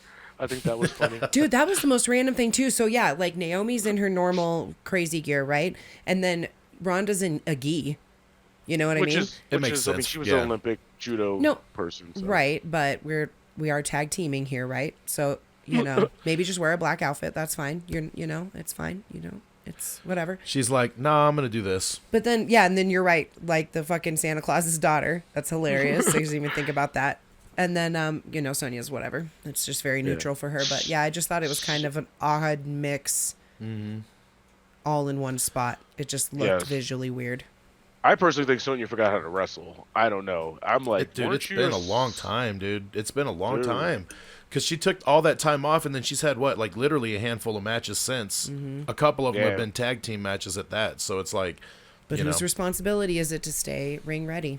Just throwing it out there. True story. I think Kimmy gets the AJ statement of the cast so far. Whose responsibility? Speaking of whose responsibility, Drew McIntyre went one-on-one with Madcap Moss. Now, ladies and gentlemen, normally we would just say, hey, Drew defeated Moss, match, whatever. Mm-hmm. However, you can take a look on all social media platforms and everywhere. If you didn't see the match, trust me, only one spot in the match is all that we're talking about. Madcap They Moss actually put on a good match, though. The match was great. The match was good. It was. It was. Pretty good match. Yeah. Madcap Moss took a devastating spike to his cranium when he took one of the worst I've ever seen, to be honest with you. Took the inverted Alabama Jamma straight to the dome. They said he is okay. Thank you very much. It's almost like he was trying to Almost like it Tuck. was kind of like a tuck roll. Yeah. But dude, That's not almost he's like a very victory lucky. roll. Almost like he tried to victory roll it, like Totally. Owen did Brett. Yeah, in but he just, dude, he But just he literally just- turtled himself. It was turtled. bad. Well, and in the meantime, Drew's like, you know what I Yeah. mean? He's basically Holding your whipping him leg down. while you just drill somebody. It's like, Jesus Shout- Christ. I will Dude, definitely give a it shout out was to Baron brutal. Corbin for taking him out of the match for a moment. Yes. Kind Yeah. of giving him that moment to get himself leveled. Yeah. As I said before, reports say I talked to Pookie earlier this week. Shout out to Pookie who was there, who let me know what happened backstage. Pookie, my boy from Harlem, That motherfucking 110th Pookie. Street. Motherfucker Pookie did say that Moss did have a little tingle in his fingers after the spot, but when he got not good. backstage, kudos to him from everybody back there. They said for even continuing the match, still taking heavy spots after that. Dude, he- immediately Suplex- after. Immediately, yeah. Immediately, because he, like you said, That Corbin table kind of spot. dragged him out of the ring, and then had a little thing with Drew, ran around, and all of a sudden Madcap just comes from behind basically and hits Drew, and you're like, holy shit, I thought he was out. Dude, the announcers were even like, what How the is fuck? he continuing? Yeah, dude. And I think, I don't know who said it, but someone was like, oh, all that NFL background and That's training true. and blah, blah, blah. that was Corey, that I saved think. him. And they said Dude. it like right then, basically. Anybody, so it's like, any one of us takes that exact same move. oh, I'm done. we're- fucking we're broken necks, dude. Dude. Like, that's legit. Dude. He fucking slammed. And yeah, like you said, he didn't just fall. He got fucking slammed. He got spiked, But- yeah. And they But then replayed being it able to- immediately. It was like, They replayed it for like a bunch of times, dude. I guess because he was okay. They're like, Yeah, I they're guess like- it's okay to show, but Yeah. that Wow. was rough. But it was nasty. When, like you said, It then was- Drew picked him up and basically flipped him through the air again. And I'm like, Yeah. and then suplexed him from the top rope and all Throw the it on shit. the fucking Yeah. announcer. man. Table spot. Moss is gonna be everything the about real deal. Like once he gets away from this silly shit, dude, like he's gonna be Yeah, he is he's a gonna be a legit big time. superstar. I Yeah. agree. I do have to make one more comment about that match. Drew McIntyre, please put the sword down. Dude, Oh, dude, put yeah, the he's not fucking being a sword mistake. down. I didn't see the bro. purpose of the Claymore with him holding the sword. That, What He's was that? he's holding a claymore while he claymores. They're yeah. like, don't run with scissors, kids, but I'm gonna do a drop kick with a fucking Yeah, sword. Dude, This that's is our marketing. ridiculous. Swing It's swords so at dumb. people's So heads. Dude, and then Oh, yeah, like you God. said, when Corbin came into the ring and he turns around and does the swinging of the, I'm like, Oh my god. it literally So- gives me anxiety. I don't accidents like that shit. happen. It's live TV. Dude, man. accidents do happen, and he's come close swinging that shit kind of blindly a couple of times Yeah. now. You know what I mean? Yeah, So I it's don't- like I'm trusting you to duck far enough down that I don't just slice your fucking head off. You know what I mean? I mean, it's like, didn't we learn anything from John Morrison when he came out with the sword, playing the Highlander role against Drew back in the day, and he just laid the sword on his shoulder and almost went through it. You know what I mean? It was like, well, and I'm sure bro, it's blunt. I'm sure it's blunt. I'm sure it's not sharp, but it's still still a swinging fucking object. metal. heavy sword. Yeah. Jesus, please, yeah, But put yeah, it down. it's time to get rid of the sword. We can move on from this now. Yeah, I'm Right. sorry. We got I'm the sorry you toys. got to say goodbye we to got your the mom game, twice, but you know. Yeah, you know. just leave it up at the stage like you used to do with the sword and the stone shit. You can just put it in the stone Yeah. and walk to the ring. We Yeah. don't need it to be Get used rid as of a it. prop. Please just Get rid of it. I'd rather him have a bagpipe. I'm not, no lie. Yeah. Come So out with a fun. fucking bagpipe. Rather, Yeah. if you want to go full on Scotland, bro, Yeah. come out with a bagpipe or a beer or a fucking I'll be a fucking thing of whiskey. You know what I mean? Like literally, put the sword down. Thank you. Kimmy took it there. We love it. Speaking of taking it there, we took it to see Becky Lynch defend the title against Lita, the legendary Lita, who got a massive pop. Did she? Yeah, she got a massive pop. Well, at the end, and some tears. But Becky say Lynch did. the crowd was super mild when she came out, dude. Like, unfortunately, I'm not shitting on it by any means, but her music hit, and it just was like, oh, Oh, Lita. are we gonna Lita. get drinks and popcorn now? Is that what's happening? Yeah, it's Amy D. I don't know. But Becky yeah. Lynch did defeat her. I didn't like the ending. I felt it was not. It could have been a little bit straight out, a little bit more. Lita could have went like for a twist of fate or something, but just picking her up and getting hit with the move and now you're dead. Well, she hit her You know, you- twice. She hit her Well, I mean- tuse with it. That's why it was so abrupt. You know Well, what I mean? she hit her once and she kicked out. Right. But Lita still hit her finisher and everything at the end and she kicked out. Mm-hmm. So it was all of like, why not do it on a move reversal and get it? I just felt that it was kind of rushed. However, Becky Lynch is still the champ. Any thoughts, guys, on what you think on how this paid out? Well, It was pretty obvious that's how it was going to go, though. That's for sure. I feel like it was I the don't think equivalent to Becky was the. going to lose it I don't think she should lose it anytime soon, at least. Well, there was a moment you thought Becky was going to lose that title when I Lita hit legit, her they move. had me for a second, dude. Did They they? had Yeah. me for a split second. Like when she hit her finish, I was like, oh. Well, because when they hit the finish, you never know. Like it's because it is their. Well, you do. Well, you never excuse know. me. There Their is an signature. age gap.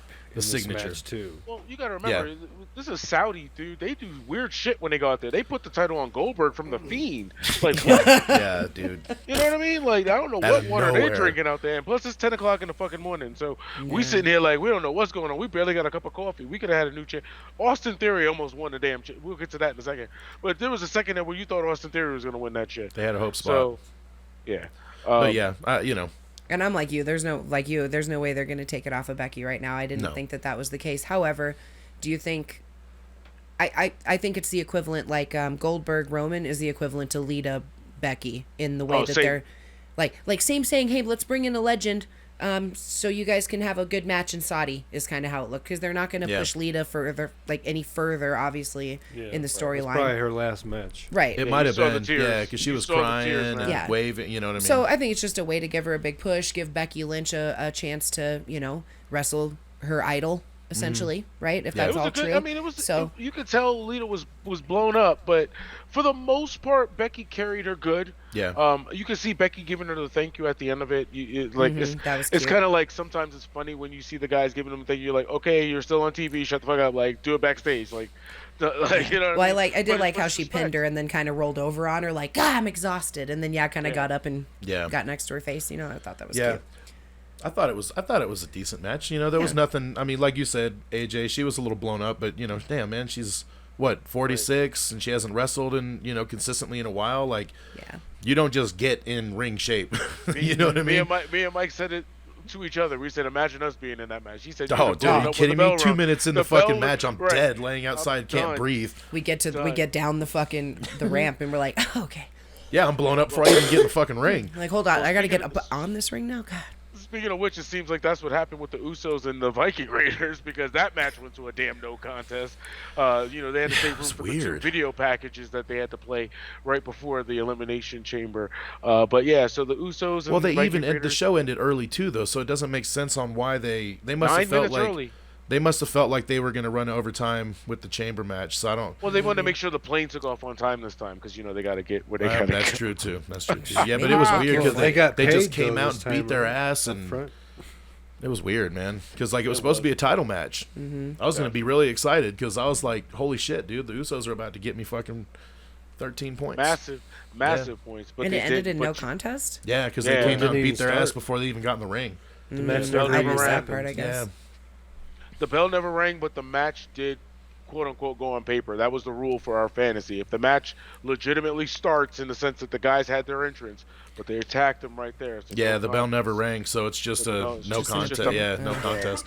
No contest. So, Yeah. with that being Wash. said, the bell did ring, though, for our main event. Our main event featured the Elimination Chamber match where Bobby Lashley defended against Seth, AJ, Austin Theory, Riddle, and the new WWE champion Brock Lesnar. Bobby didn't even get a chance to defend himself. Such We a had the shit spot- way to write him out of that match, dude, by the way. Totally. Right. For him having I'm a sorry. shoulder injury, and you wrote him off this way where the pod clearly fell on his leg, so I could But legitimately he got a say- concussion, though. But he got a concussion. Right. He's going out for soldier surgery after being put in concussion protocols after his leg got sandwiched into the cell. Exactly what happened, dude. Yes. Like, okay, WWE, perfect. Oh, It's Jesus. the There most you go. WWE shit ever, but, So whatever. there you go. So Bobby lost the title without defending it. Of course, we're going to come back to that eventually. He got that shoulder injury from not being able to take those. Dude, that has to be, right? Because he's been Definitely. dealing with it since the Rumble, so... Yeah, the suplexes just killed Yeah. his It ass. had to be the 'cause suplexes, yeah. Well, he was He took landing him really on high. his shoulder, Yeah, he or was he's like, landing on his "Eh." elbows and shit. It's like, Well, dude. maybe he was trying to protect his shoulder. That's true, too. He So might have that's been hurt maybe before why that. he wasn't taking flat back in it like he should have. And that's Maybe he was trying to just keep it to the good shoulder. Possibly. Yeah, well, he's out. We know that. Brock has won. Couple of cool spots in this match, as we know. One of the things we were waiting for was the Brock Riddle face-to-face.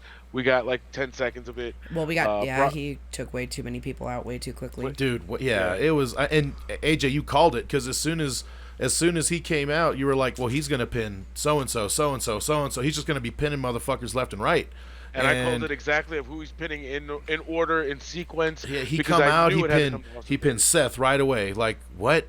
Come on, man. Like, yep. Then AJ. Then I'm sorry, dude, but that doesn't do anything for your superstars when you do shit like that. Like, I know they've already been in the match, but if he comes in, boom, hits an F5 right the fuck away, pins him right away. It's like, well, Seth has already kicked out of an F5 before. Right. Like, we've seen that. So the fact that he, you know what I mean? It just.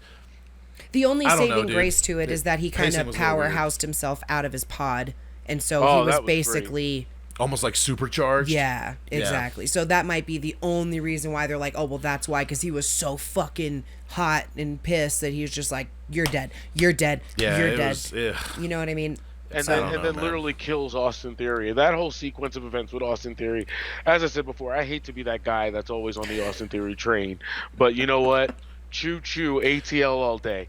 Hey, hindsight being 2020, and now that we've watched it and seen it for what it was, I actually enjoyed that part. Like, I wish they would have got to it maybe just a little different, but that sequence where he locked him and Austin Theory in the cage together, took his gloves off. Yeah, you're getting the Brock rub at that point. He's about to make you real quick. You know what I mean? Yeah. I'm on the phone with Mike, and Mike's like, "Oh, he's gonna beat that boy's ass." I'm like, "Oh shit, here it comes." Well, and here's the thing too. Like, you know, he wasn't killing him, but you know, he was giving it. He's doing what Brock does, and Austin's doing a great job selling and taking whatever he's giving him, and you know, it was that moment that we thought Austin Theory might have when he low blowed him, because that's the way you beat Brock. Yeah, you low blow that's Brock. you get it. Yeah, because that's the way that he's pretty much lost every goddamn title match. It seems like once he did it, that they were separated pretty much in the ring. I mean, he didn't take he got a little offense on him. Yeah. Well, I mean, he did drop kicking and DDT, and I'm like, wow, he's gonna win on a DDT? Like, no. It was a little hope spot. You know what I mean? It was just something to give him something, and then Brock's like, okay, enough of this bullshit. Well, and then he's like, I didn't mean it. I didn't mean it. And then he starts running, right? And then he runs into the little pod, and he starts running up the dude. When he tried to climb out of the chamber, I'm like, oh, no. Because that shit's so high. Well, and you don't know what the fuck's going to happen. You know what I mean? Well, and I didn't know where Brock was going to throw his ass. Dude. When he got up there. And then he's slamming him on the fucking plexi, dude. And we thought the plexi was going to give way. Yeah. And that's like, if that happens, Austin dies right there. I said, well, I guess I got to pick somebody else on my team. So here's the thing. He picked him up standing on the top of the pod. And I was like, no, dude. If that thing falls. Well, just anything. Well, even I was kind of looking. I'm like, is the top plexi too? But no, they have a platform up there. They put a grade up there now. It used to be that chain. Yeah. Chain link, like the old Hell in a Cell. But no, they put grade up there. But that F5 was. Well, and here's the thing. He F5'd him onto the side where it's all hard and shit. Like, can't even throw dude into the ring. Like, I wouldn't have trusted it. I'd have been like, just throw me outside, because you got the turnbuckles, you got everything there. So if he doesn't get you all the way, true that story. could be bad.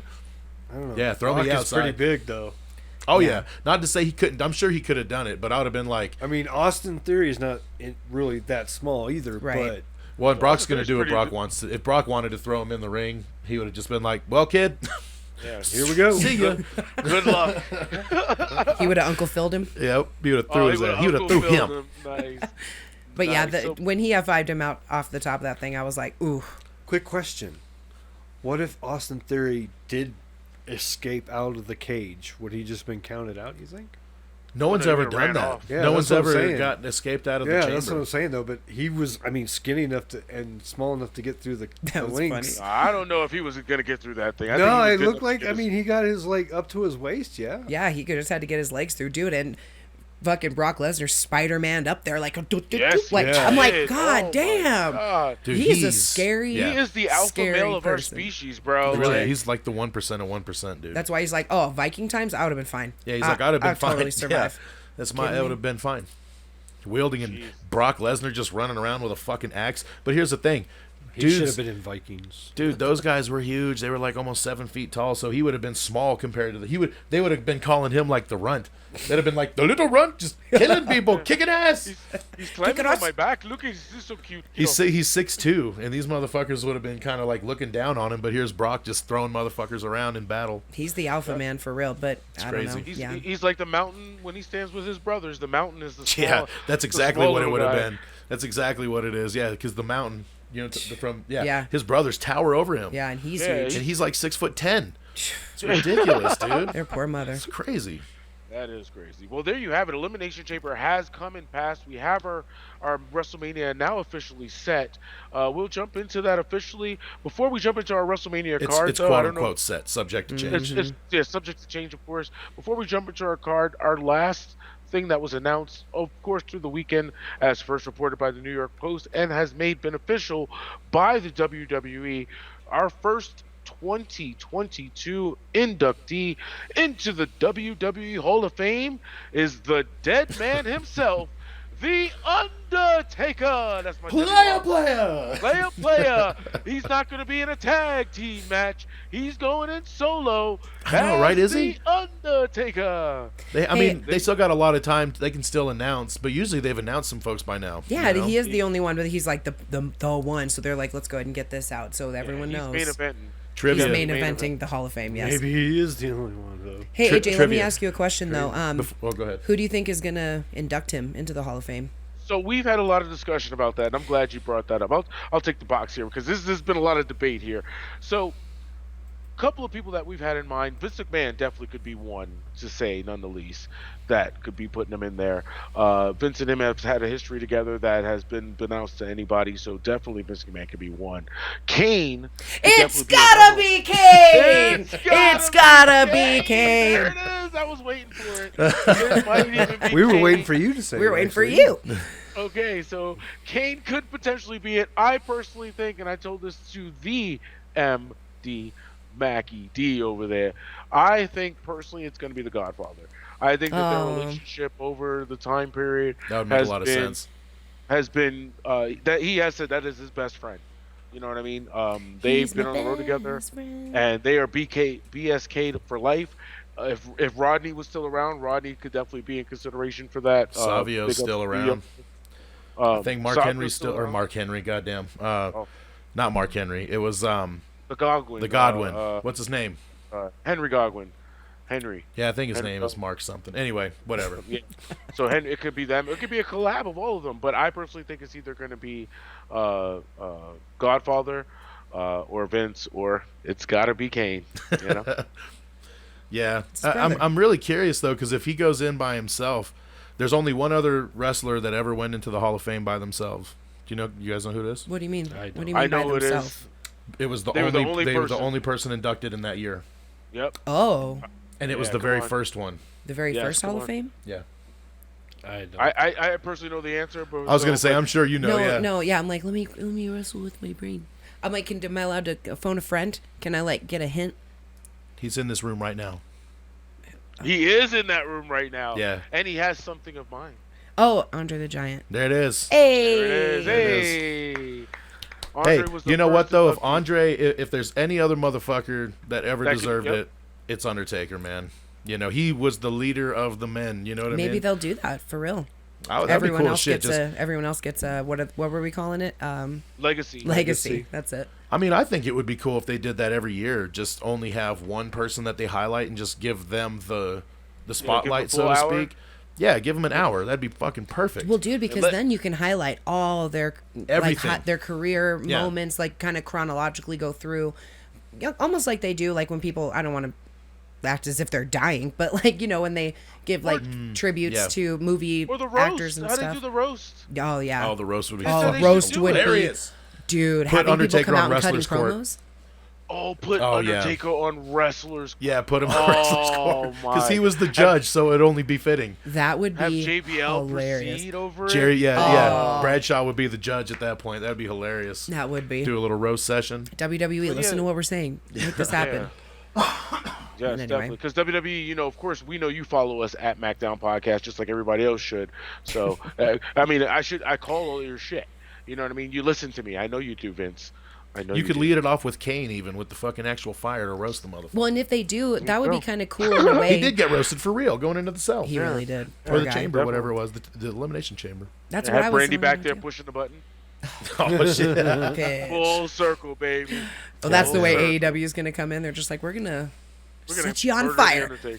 We're gonna set you on fire. For real. But no, if they did do that, if they potentially did have like a one like just he's the only one, then you could have multiple inductees. Okay, Kane's going to come out and talk about him. Okay, now, you know what I mean? Like then, I like think Vince that would McMahon be... comes out and talks about him. So, you know what I mean? So people that have had well, that plus close... you can spread it out because I feel like they're putting in so many people so fast. Yeah. Right, you know what I mean? You can slow this down a little bit. Yeah, maybe do like the legacy wing or whatever, like we were talking about earlier, where they can have 6 to 8 other people from like the Vince McMahon senior era, Buddy Rogers and all them guys. You know what I mean? Like, do you really want Sable in the same class as Undertaker? Let's be real. Right. Or put some of the old school NWA guys in there that never came to the WWE, right? But they're still heroes out there. Yeah. Totally. You know, you can still put them in the legacy wing and honor them for what they were. The first NWA champion. He was the first, and like how they like to do things.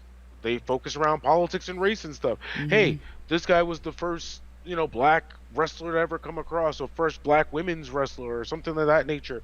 We're gonna put her in the legacy wing. You might not have heard of her, but now, when Here's you some go history. to the WWE Hall of Fame, and when they make the building for the Hall of Fame and warehouse and stuff, and you go into that legacy wing, you can learn about her, Ernie the Cat Ladd, and here's this week in history, that type of stuff. There's all that available there, and you have enough wrestlers that you can do that. And you have enough history, you can do that. Right. Yeah. So Easily, and you can focus on the good history. You can start weaning out some of that bad history. Mae Young and not Mae Young, Great Moolah and Fabulous Moolah and all that crap. And maybe highlight the girls that were under her thumb that actually made a fucking difference. You know what I mean? Maybe some of the victims, start giving them some cred because maybe they were actually big, names.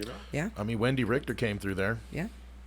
She was on the first WrestleMania, so I mean that's a big deal. That is a big deal, definitely. Well, speaking of WrestleMania, we'll jump into that potential card right now and see what the rumor mill has put to us. Once again, I got another text here from Pookie. Pookie in Harlem sent me the text of what WrestleMania is looking like right now. 110th. So, 110th in Harlem in the house. So right now what we have potentially, Drew McIntyre versus Corbin seems to be one of your matches that are potentially on the card. We have Becky Lynch and Bianca Belair. That is a definite. We have Ronda Rousey. None of these and are a Charlotte definite. Flair. Well, yeah, it's all subject to change. Ronda Rousey, Charlotte Flair for the SmackDown Women's Champion. Becky Lynch and Bianca was for the Raw Women's. Brock Lesnar, Roman Reigns, champion title right now has been announced. And here are some rumor matches that have been put on the table. The Miz has said that he will have a mystery opponent fighting on his side with against the Mysterios. Right now, it is rumored to be the one and only Paul Logan. We'll jump into that with that celebrity being added, and also with You're an another old man, celebrity being AJ. added. You're an old man. It's Logan How am I Paul. an old man? Oh, it's Logan Paul. That is Logan Paul. I didn't want to say Wow. Oh God. Sorry, I didn't want to just cut off your train of thought. The Miz and Logan Paul will go in a tag team match against the Mysterios. Reportedly. That is what is being reported right now. Also being reported, Sami Zayn versus Johnny Knoxville. What? That match is being promoted for the WrestleMania Intercontinental title. for the Intercontinental title, with the biggest match coming to us in the rumor mill. Fresh off breaking news. Dun dun dun. Stone Cold Steve Austin. Yes, you heard me right. The Rattlesnake, the toughest son of a bitch, Don't go, will Dave be Austin. going one-on-one with Kevin Owens. What? The hater / lover of TX. What? I don't even want to see it, dude. I might be the only one in the minority here, but dude, look, Stone Cold is probably my favorite wrestler of all time. Him and Bret Hart, it's 1A, 1B. But dude, look, he's been out of the ring for literally 19 years, almost to the fucking day, right? And he hasn't done anything, and he's gonna come back for Kevin Owens. What, to bless him with the stunner? What, because it's in Texas? He don't even live in Texas. He don't even go there. You don't even go there. So, like, dude, you know, I would much rather see the nostalgia of him come out, drink a beer, wear his fucking Stone Cold shirt, maybe stun motherfucker or two, drink more beer, and then he leaves. Cool. Yeah. That's fine, dude. I don't want to see him have a match. Like, dude, I'm so fucking sick and tired of WWE on their nostalgia tour right now. Geriatric Mania is hobbling motherfucking wild. It is hobbling wild. Dude, We need to fix some shit. Like, okay, Dude, Lita, whatever, Goldberg, whatever. Yeah. I know that the Elimination Chamber or all the Saudi shows are like paid shows. I get it, but they got to do something. Yeah. Edge is going to be gone soon. Ray's going to be gone soon. Brock's going to be gone soon. Randy, I can go on and on their fucking roster. AJ Styles, they're all going to be gone like within the next 5 years. And if not, it'll be really close to that. And You got to figure some shit out.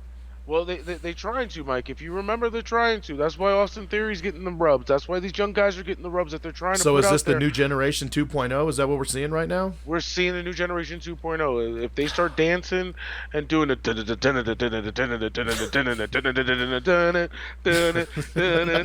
if they start doing that shit, yeah, we got 95 Raw's War with the fucking, which, dude, if you remember, it was not good. That was not good shit, dude. It wasn't good until when? The Attitude Era pushed Right. it off the bridge. But you know what? They need that shot fired. AEW is loading that gun, baby. And I'm telling you, a Cody, and this is us coming full circle, and we can jump into our takeaways before we jump into fantasy. But full circle, I think we have something on our hands here. If Shane McMahon, or even a Hunter, but more Shane McMahon comes out there with Cody, and all that progresses in AEW, and now you have a big, for real, new generation, quote unquote, NWO feud in AEW, where Cody and Shane is like, no, we're taking this shit over. We're taking this shit over. Your style doesn't work, Tony Khan. Your shit doesn't work. See, that's money. That is money. money. Swing. Ching. Dude, I'm telling you, man, that would be just back up the Brinks truck, dude. WWE will have what they call is that first real big hit, because the people are going to be like, what? What do you mean the McMahon is on AEW? It would You know fuck what I mean? a lot of shit up, dude. Yeah. That's just like saying, what do you mean Razor Ramon is in WCW? What?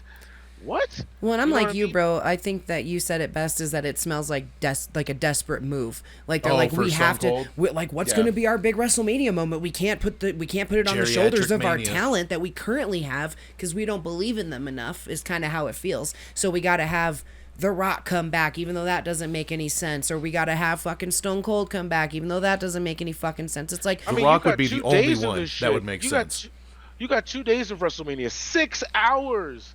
Bro, you got so much talent on your fucking roster. You just released half of that just to bring back Right. 2 celebrities and a man who's going to put knee braces on, arm braces on, neck braces on, head Let me brace, ask you a question, shoulder though. brace, yeah, he's foot going to brace. be like the He's gonna- fucking the kid in Christmas Story and his fucking. The Right. snowsuit, he Yeah. can't put his arms down. Exactly. He put my his arms down. down. He's gonna look like Triple H when Triple H first came back after having both legs repaired, and he just Dude. he didn't bend his legs. Let me He ask just you a hopped question. So right now, since the Royal Rumble, those stories, the matches that you've kind of laid out, those are the matches that they're kind of going, okay, these are kind of what we're seeing after the smoke is settling, right?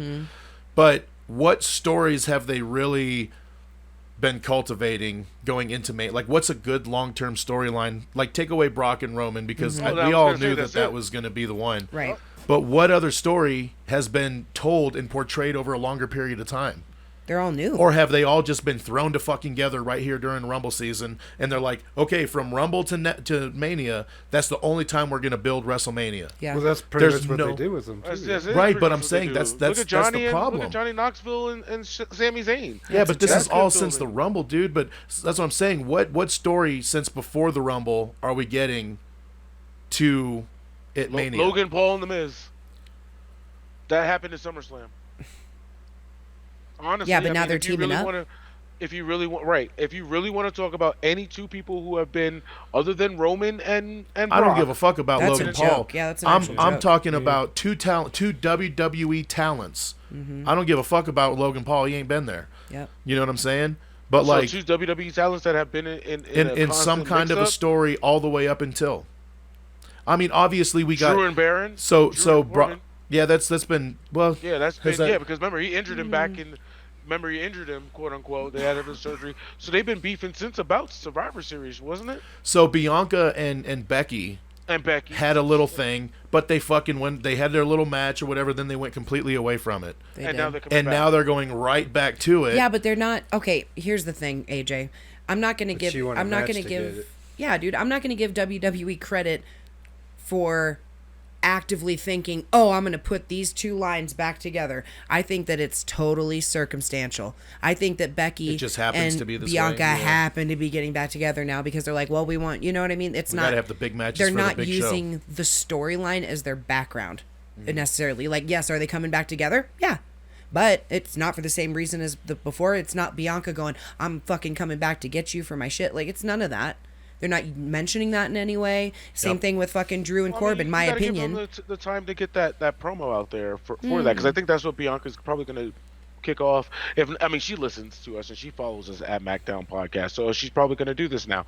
So we'll see Monday if she does that promo. But back to what you're saying about Drew and Corbin. No, but I think they use that to their advantage and they go, oh well, let's write this in because they did have a thing, blah blah blah. But I don't think they don't even when do they that. initially cross paths. I don't think they think it through enough. We're giving them too much credit. Dude, we're giving them too much credit for their deep process thinking. They're just like week by week by week, and then they're like, someone's like, oh, by the way, remember? And they're like, oh yeah, write that in. But then it kind of doesn't make sense, and then they don't. Or it's just on like a pre-tape that nobody gives a fuck about. Right. Because think about this. Do you guys realize the story they could have told about from Shinsuke and Sammy this past week? Or just leading up to this whole thing? Yeah, if you really dive into it. Shinsuke's first WWE match was with Sami Zayn in NXT the night before Sammy moved on to the main roster. Like, it's literally since day one, you have this storyline that's built in from WrestleMania 32. But that's the problem. They don't have people, the writers like us. I don't want to toot our own horns, but people that actually know the show, that can recall shit from years ago to where we're like, oh, this is potential right here. Oh, well, if that's the case, if you do this, we can tie in boop, boop, boop, boop in a row and build the story off of it to give us something to get invested in, to where we're like, holy shit, so this story goes back like, holy shit, WrestleMania 32. Right. NXT TakeOver Dallas. Like, it would tell the whole story. Now we're like, whoa, I'm invested. You know what I mean? That's what I mean about I think AJ's giving them a little too much credit, thinking that they're even having that thought run through their brain about anything that happened in the past. Because I think, yeah, you're right, the missed opportunity with the Sammy Shinsuke story, but they're not even thinking about that in the back because they're hiring people that don't know anything. See, but I don't think that's the problem truth with this particular situation, because it's still fresh. What you're talking about with Sammy and Shinsuke, for fans like us, is not as of fresh. The reminder will help it become fresh, because you're like, oh shit, there's a history here. So being able to play off that history, because it's been 6 years since that shit has happened, with what they're doing with Bianca even before that, Becky, even with him and Cesaro, they same thing. They didn't even really have writers in NXT then. Hunter. Well, yeah, right, but what I'm saying is, all the writers you guys are talking about are from the main rosters. Mm-hmm. So they probably don't even know what was going on in NXT. That's the problem. Exactly. That's what we're saying. That's the problem. They need to have folks that know the history. When he's saying recent, I don't even think recent really matters, how recent it was or not. Well, they even did. Well, they did if they were the ones who wrote it. They remember that they just wrote the storyline between Becky but the writers that are writing for them didn't write it. But it's their responsibility to know the product and know what's been going on. You know, even back to, because that's a WWE product. So the people that are writing the stories should be familiar with their story coming through. And I think we're talking about two different. But I'm just saying. At this point, it doesn't matter if it was recent or not recent. They just don't pay attention to NXT back then. And then I'm saying that the Becky Bianca story. Well, maybe. Is different than the Corbin than the Shinsuke Sammy story, because Mr. B, you're absolutely correct. Those mofos don't know NXT from a hole in the wall. They don't even know the champions' names, for fuck's sake. Break Brocker won the title. You know, that's them. You know, Mount Rushmore. So, so there's a total lack of understanding. And Mike, you're right. WWE is a product of a product. Hershey needs to know what M&M is doing just as much as they need to know what Snickers is doing. If that's all the same product, if that's all in the same thing, the same product line, you have to have the same marketing. Each one of these guys need to know what each one is doing so they don't intertwine with the marketing. Especially if we're gonna have promotional. When they put fucking M&Ms in the Snickers, oh my god, oh my god. lost my shit.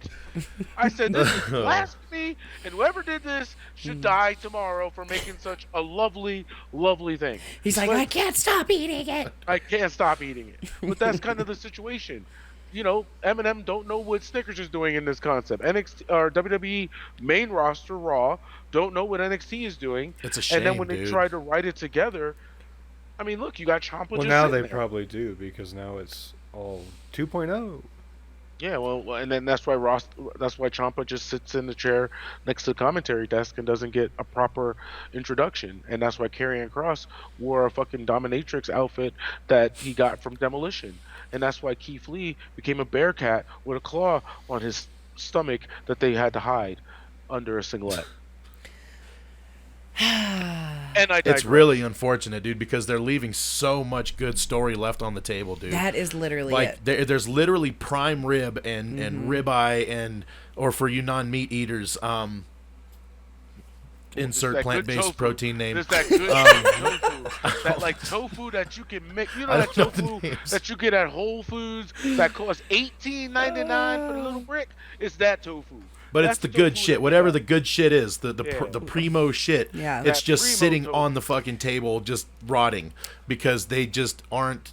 They want McDonald's. They're not taking the time to learn the product. They're dude, like, and just hot dogs are invest. faster. Let's just do that. Yeah, Let's do yeah. vegan hot dogs. Oh, Yeah, those aren't great. I've never. Well, yeah. Some of them they are try. better than others, I will say. But well, yeah. Well, speaking of some of them are better than others, I guess we can move on to fantasy, because Dun, dun, dun. I guess I will. You're so turn it excited. over- I will turn it over to our fantasy Hey, maestro. champ. What's up, champ? Our fantasy maestro, the MD, Mr. Mikey MacD. That's me. All right, well, so it was a week in fantasy, and usually with pay-per-view weeks like we had this week, usually a team or two will fucking launch out the gates and just kind of keep kicking. And that's kind of what happened this week. There was two teams that kind of ran away from the whole thing. So coming in last this week was Cam. So he got 13 points. Second to last, we got AJ with 15 points. Kimmy in third place with 19 points. Mr. B in second place this week with a fucking whopping 33 points. Wow. Thank God. And yours truly in first place with a Damn. whopping 46 points, too shy of a record tire. So congratulations, bro. thank on you your guys. I victory appreciate for you. the week. I appreciate it. You were 2 points away from matching the record high for a weekly score. Which is you at 48. Yes, 48. And I also want to congratulate you for not only winning the week, but taking the lead. I took the lead overall by for the quite a fantasy bit, for this actually. quarter. Yeah. Well, for the quarter, yeah, for the quarter. Well, you want to go ahead and run us down? Yeah, absolutely. So you're going to be in the lead right now at 91. Nice. The next person that I'm seeing here would be nope. Yeah. You? Myself at 66. Yep. Mr. B at 65. Just 1 point behind. Look at you, Mr. B. That Creeping up. 33 really helped you. Yeah, it did. Yeah, it did. And then we got Cam at 59. Yep. And then all the way at the very bottom, coming up the rear yet again there, AJ. 53 points so far for this quarter. There you go. So again, you lost the contendership match that we had to beat you to then defend. You have to defend the title to beat when we Can't beat even get you. it in- out your mouth, Kimmy. So It's Exactly. because it's too much word too vomit fucking before. much. Yeah, Too much it's too for- much. yeah, it's too It should much. not be that Well, listen. difficult. Listen, I don't mind being in last place. My overall is still what counts here. As a two-time quarter champion, okay, that's the way I need to say it correctly. As a two-time quarter champion, I don't mind coming up the rear. Ha ha ha ha ha. Because you know what? Even greatness has to take a back seat to allow himself to prove how great he really is. Hey, I'm just Coming going to tell you, behind it took is- 2 quarters for you to get that 500, or almost that 500 points that you have now, which you just topped at 501, so you're the first one in the fives. Oh, Yep, I- I- 501. You're at 501 right now. You got Wow. up to 501. So the next closest is Cam with 461. So that's only 40 points away from you. Next after that is yours truly with 420. And then we got Kimmy with 399, right on the cusp of that 4. Right on the cusp. And then Mr. B is at 291, Come on, Kimmy. creeping up. You know, Kimmy had all the points right there. She was over with like 400. She was doing good. She was keeping pace, and then. Listen, man. Okay, the shakeup's Something- coming soon. I'm just gonna drop Zelina, I think, and pick up someone new. Yeah. So that's okay. It's all right, man. I'm not. Well, you I'm said not, you kind of panicked on that one. I did because I was like, I don't have a female. I'm like, I don't have a girl on my team, and then all of a sudden my mind just went to all girls, and it was like, I think you would have been better one. off with Rhea, to be honest with you. If you would have just stuck with Rhea at that spot. That's all right, but fucking what's her face is drowning her, so that was my bad. Oh, True. God. Yeah. Holding her down. And I'm not going to lie. I think the outfit that she wore, Miss Drowner, Nikki Ash, ASH. I think the outfit she wore was way more flattering than the outfit she wears on Raw with the thong and it just feels like it's like a lot of just holding her inappropriately. And, when she gets thrown in the ring, they just wedgie that bit, like, just, right up. It's like the 1980s workout video outfit, like the straight up thong, leotard, legging. Like what she has a headband, it just happens to cover her eyes. I don't know. It's just I don't like it at all. The headband slipped down. Yeah. You just cut some holes in them. Exactly. This is my sweatband. She was like, you know what? She was doing the 80s workout routine, in cosplay, and she's like, I actually like this. I'm going to this is going to be my, you know what? I'm going to pitch this to somebody. Yeah. I'll be almost a superhero. The butterflies just lose it for me. Ugh. It's the butterfly effect. Do a star. Do a fucking anything but a butterfly. Because what are you, a diva? Like you said, are we going back to the diva age now? Is that happening? Please I don't hope do that. not, dude. I really Please don't hope do that. not. That's what some people have claimed that have left WWE, that they're kind of, they seem like they're going backwards at this point. Which, if you look at who they're hiring, look at NXT. It's just a TikTok video. It's all that shit is. And like they say, you can look, but you can't touch. Well, one thing it's the worst era in in women's wrestling history, by the way. Yeah, definitely. Natalya and Beth Phoenix were the only two, and they were way, way, way before their time. I agree. I think AJ Lee was great, bro. I think she was perfect. Well, she's another one that tried to transcend out of that fucking. We're gonna just pull hair and claw and slap. That's all we're gonna do. Like, crucified. So dumb. Mm-hmm. She is the real reason. She is the real. And then Paige showed revolution. up, and then shit got real. Oh yeah. For real. Yeah, it got real. We got it on video. Anyway, took it there. Yeah. Took it there. So since I took it there, let's see what the takeaways of the week were. Yeah. Dun, dun, dun. Well, I'm going to start with the takeaway real quick, Jimmy. having to do with fantasy. This is not my takeaway for the whole week. Okay. But kudos to your pick for Alpha Academy, Mr. B. I feel like they are the top right now with 30 points overall. Yep. So far for the quarter, so they're killing it. Plus, they're hilarious, so they're killing it promo-wise. Shish! Shish! Shish! Well, speaking of fantasy, so I'll just make it official. Oh, yeah. Sami Zayn is going in, and Sammy Guevara. Sammy Zayn's already in. Sammy Guevara is going in place of the injured Bobby Lashley. I like it. It has been officially reported official. Bobby Lashley is out for 4 months. Man, 4 that means he's missing months. Mania. Yeah. You might as he's gonna be out. So Yeah. we're in a conundrum here. Why is that? Because if he's going to be out past the shakeup, I guess the shakeup, it wouldn't matter then, huh? Well, no one's going to draft him. But there's zero chance of him coming back. Should he be allowed to put somebody else in his slot? I mean, if we know he's not coming back, you're going to drop him anyway. But Alexa Bliss was on your backup, and she was out for a while. Yeah. No different. But I had her before she left, though. Yeah, he had him before he got injured. Before he left. Yeah. So he goes into his injured reserve. If he wants to use his shakeup to drop his reserve and get a new reserve, that's great. fair. I like Cam it. did the same thing with Hangman. Yep. Yeah. I was just going to try to see if maybe... Don't try to give Mr. B a leg up. He can be last forever, okay? Like, Wow. kidding. Love you all. Yeah, I know what Mr. B, it doesn't feel good over here. I'm not going to lie. This get this off me. Oh, yeah, that's right. Fucking AJ's last right now. Yeah, AJ's in the last place. Good job, Mr. B. That means AJ gets first round pick Ooh. in the draft. That's right. He's just going to pick up people like Rhonda and fucking You mean the shakeup? Sonya. That's what I meant, yeah. Damn. All right, well, that was your takeaway for fantasy. So my takeaway for the week, I love Brock Lesnar. That's it. I love Brock Lesnar. It's the best version of Brock Lesnar that's ever been. Do you think that this I'm a Brock, this Brock combined with everything that he's done is like undoubtedly on the Mount Rushmore. Oh, undoubtedly. Has to be, right? Has to be, right? Yeah. Yeah. I mean, he fucking dethroned Undertaker, right? Like, yep. There's he's a story an 8-time. about that He's too. an 8-time world champion now. and as it was stated, he is now in a record main eventing. Oh yeah. That was my takeaway. Actually, I'm glad you're saying that. Oh, I'm sorry. No, I no, didn't you're mean to good. Take that from you. No, you're good. I was actually, that wasn't going to be my takeaway, but you reminded me, so now it is. So Roman versus Brock, main WrestleMania, like basically for the title, is a historic 3 times that they've done that. Yeah, no one else. And I know what, nobody else I has know done what Mike's that. takeaway is going to be this week because Mike talked to me about it, and I think you have a very good takeaway because that's going to open up some debate. But Kimmy, I'll let you finish. No, that was it. So yeah, I think that Brock Lesnar, regardless of who it is that he's fighting, he elevates them. Yeah, dude. He's doing a really good job at, like, even Austin Theory letting him get some moves in on him and all that kind of stuff, and he takes it well. I feel like he's a pro, believable. man.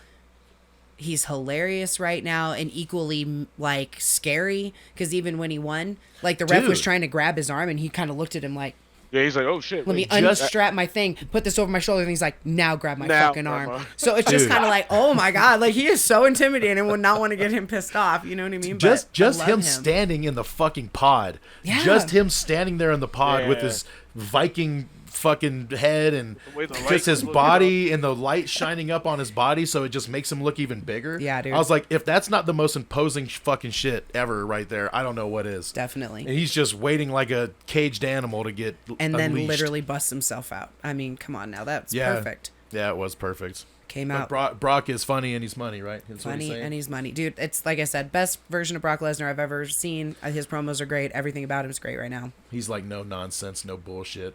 I love it. I love him. That's my takeaway. All right, well, we'll segue into my takeaway because you kind of touched on it. So that was my takeaway of the week, was realizing the fact that we're going to get Brock Lesnar and we're going to get Roman Reigns for a fucking championship match to close the show for a record 3 times. No one else has done that ever. The only other talents that have ever wrestled at WrestleMania for 3 times or more, well, really 3 times, was Rock and Austin and Hunter and Triple H. They're the only other 2 to have 3 matches separately at WrestleMania. But Brock and Roman, all their matches have been the marquee main event, closer of the show. You know what I mean? Well, I mean, and look or the at them- title. This look has at never them, been too. done before. They are the pinnacle of professional wrestling. This is the greatest WrestleMania feud ever, Dude. if not the greatest feud ever. Is Brock and Oh, Roman? there it is. Has to be. The greatest feud. The greatest feud ever, dude. ever. And we're getting You it think- from all sides It's too. got We're getting longevity. it from Brock as a baby and Right. Brock as a heel and Roman vice versa. Totally. So we're getting all avenues and aspects of the story, Mm-hmm. and it keeps evolving is the best part. It's not just like you said, where it's just like, oh, thrown together. There are certain talents where they do cultivate them and protect them. Well, and Roman didn't have the bloodline previously. You know what I mean? So there's Right. been a lot of changes in evolution and character. So I think it's perfect. Yeah. Because every match is individually different. Yeah, I like that. Yeah. So this is the 3rd time they're closing the show at Mania, and to me, I'm like, dude, that's, first of all, that's history. It's never been done before, and it's a very significant piece of history, in my opinion. So we're talking about the show of the immortals here. You Yeah. know what I mean? The Titans. So- The grandest of grands. Yeah. So Mr. B, what was your takeaway for the week? My takeaway is definitely Sami Zayn winning the Intercontinental title. nice. It's about time that we had a title match for the IC title. It's been, what, 6 months? Forever. It feels like. It feels like over a year, to be honest with you. And I'm glad it's Sammy, if anyone else, truly. Yeah, So I agree he with deserves that. it. Yep. And we already talked about it, so. Cool. Next. AJ. Well, my takeaway, and I'm going to get right back on that train, Austin Theory, ladies and gentlemen, is that guy. And I ain't got Cam here to say anything else. Hey, Cam Austin said Theory. he'll say a lot of things about Austin Theory, but he can sell his ass off. He's Yeah. he's Austin got Theory is great that guy. selling ability. He's growing on me. I'll give you that, okay? He is growing on me. Definitely. You know, it's humble beginnings how these guys come into fruition. You know, Vince sees it a lot quicker than we do sometimes. Sometimes it takes us a long time to see what Vince sees. You know what I mean? Well, it's Especially- because Vince I mean, presented like shit sometimes. Like Yeah. he Well, tries to that's go around his asshole to get to his elbow sometimes when he don't need to. and that's why sometimes it feels forced. It's like, okay, this is his vision. Great. We'll figure out how to get there without I thought Mr. B all was the trying bullshit. to do that too when he put his arm up just now, so his elbow. Let's be real. Brock's getting Austin Theory over. Austin Theory's not getting Austin Theory over. Right. I'm just Exactly. going to throw that No, out. no, Austin Theory is getting himself over because he's I definitely think Brock's has getting to, him over. he has to be the person to present himself in a certain way. Brock can go out there and throw you around, but it's all about the presentation of how it's done. He has to feed off Brock just as much as Brock has to feed off him, and he's feeding off of him in a way that works for his character, and Brock is bringing that character out. So I feel like it's a work on both aspects. You know what I mean? Yeah. Like almost with Dominic, when Dominic first worked with Brock, and you were trying to make Dominic look like a small, innocent young child, and Brock threw him around outside. Yeah, he definitely did that. So Brock has a heavy hand in it, but it also takes a second talent. It's So a my little takeaway rub, is- dude. It's kind of like he's the new Undertaker rub, basically. That Undertaker dust. You know what I mean? He's kind of elevated to that now. Yeah. So if you're in the ring with Brock, you're kind of made. So that's why when Austin Theory kind of wrapped it up with him in the chamber, it's like, dude, That's this is big. the biggest rub you could get in WWE right now, outside of having a match with Roman. Totally. You know what I mean? So. You pretty much one-on-one with Brock in a big match for the championship. And you get a hope spot. That tells a lot about Brock, how much Brock also sees in Austin Theory. Exactly. You And know I what think I mean? Brock likes him because that jokingly, like Kimmy touched on, taking the selfies with him. Even after the match was over, Yeah. he was acting like he was taking a selfie with him. Yeah, and he stuff. did. It's great philosophy. Austin Theory, don't be surprised. Like I told you, coming years, Austin Theory main event against a Braun Breaker, against a Waller, somewhere like that. Big spot. I do want to see him beat Damian Priest for the United States Championship and have a little run. That'd be great. I would like to see that too, to be honest with you. Right. It gives I us want a to good see what he'll preview. do with the title. Right, But not the because main remember, title. I was Right. big on Apollo Crews all that time. I said, give him a title, watch him flourish. They gave me the United States title, horrible, bro. And that was the check. That was the. I mean, Well, I here's think the his thing. super Here's the was thing, good, dude. but that first- He had not found his character yet. You know what I Right, mean? right. He still was trying to figure out who. And that's Vince's fucking major problem and flaw right now is he brings these people in and then he's like, put a title on him right now. We're gonna try to elevate this guy. And it's like, no, quit fucking doing that. Like Yeah. he's not. Granted, nobody's ready for a title spot, but yes, you are. You know what I mean? Like. right. Austin Theory, he's kind of undeniable. He's one of those anomalies. Put the belt on him. That's fine. You know what I mean?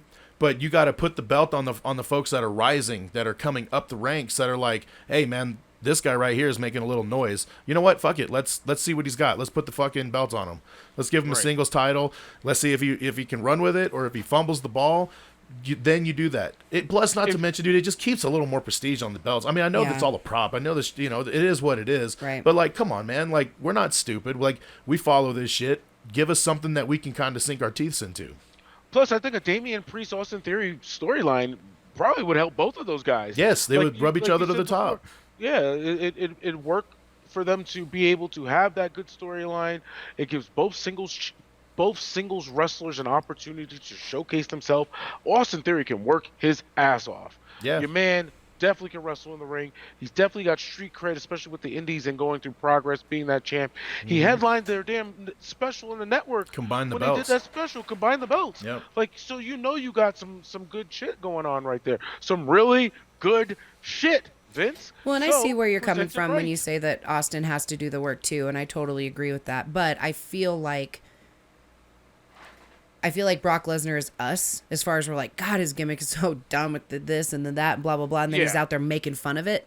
You know what I mean? Yeah. So I think to me that helps his character, and then maybe that'll help him get out of that like childlike Progress. attitude. Correct. And then maybe, progress into being more of a man's man, if that makes any Well, how old sense. is he I'm now? not gonna lie, he's 22? going down Yeah, the John he's young Cena as path fuck. train, bro. He's going down that John Cena path train, and Well, we're gonna he find might- out what Vince has learned. I mean, with this whole run he's side by side with Vince, so we're gonna find out if Vince has learned anything with Cena and Roman, especially more recently. Because look, man, anytime Vince pushes anything, the fans just shit on it. It don't make fucking matter what it is. If Vince has his hands on, like NXT, it's no difference. As soon as we all found out Vince was putting his hands in NXT, we were like, I'm done. I don't want no part of it. Now it's going to be WWE Raw Light. That's what I mean is only You know? saving grace is the fact that that Brock Lesnar's out there being Brock Lesnar. Yeah. Do you know what I'm saying? Because you know that Vince McMahon ain't telling Brock Lesnar what the fuck to do. Good luck. Oh, no. Yeah, thank you. Yeah. So it's just Good like, so luck. that's why I think it's, in my mind, I'm more interested in the Austin Theory story because of the way that Brock is presenting him. Yeah. If that makes any sense. It has Yeah. nothing to It do with does. the way that Vince, because the backstage shit with him and Vince, I'm like, that is the dumbest shit. I don't Well, want to dude, fucking and here's watch the that. deal. It's the elder statesmen, basically. It's their job to help make new talent. Right. So if they're not willing to put over the new talent, how the fuck are you gonna make anybody? Right. John Cena. Well, and it's not and so then also like, quote unquote scripted. well, it just helps. Sometimes maybe you got to do business. You know what I mean, to make money. And I don't know, dude. You know, like I said, Alex Riley WWE is. would have never been a star, Mike. He would have never been a star, Mike. Okay? We're not talking about just him. I mean, everybody, dude. Everybody. John Cena must pose, and that's not all his fault either. That's Vince also. But there's politics, man. It's always been a thing, and you can't hate Cena for politicking himself into that spot. That's Hey, what the everybody greats did do. it. Stone Cold did You know it. what I mean? Stone Cold didn't want to work with a whole bunch of people that you thought he would have worked with. I think he would have had a great rivalry with Jeff Jarrett. But he's like, screw Jeff. I mean, what has Jeff And really he's- done to that point? You know. Plus, yeah, they had heat at that time. Yeah, too. super heat. Super heat. All from hearsay. But anyway, But that's why that my wasn't winner even is hearsay, Brock but- Lesnar, because he is Yeah. genuinely Brock Lesnar through and through, in and out of the ring. I Well, hey, appreciate you. He did have almost an hour on Pat McAfee's podcast. So if nobody's listened to that, go check him out if you want to listen to who Brock Lesnar is, basically. Yeah, Definitely. that's the real Brock right there. Hey, We he got did. the- He did say in WWE, he said people need to quit worrying about their next high spot and learn how to get over and get asses in seats. Yeah. He did which say is that. true. So, I mean, Heed his warning, all you WWE superstars and all you talent out there that want to be AEW, wrestlers eventually, but who want to go through the WWE system real quick. Right. You gotta put butts in the seats, man. That's the only way to do it. If don't you be can't cut afraid a to take promo- chances either, man. You know, Right. Dude, that's why they have castings and everyone's reading the same script. Every motherfucker's reading the same script for the same movie, but that one person comes in and makes it theirs, and they're like, you know what? You just made that character. You have this now. Yeah. That's what these fucking wrestlers need to do in WWE. They need to take that script and make it their own and give us what the fuck we want. Because we know Yeah. that there's an underlying version of what, they want Brock Lesnar to do, but he's making it his.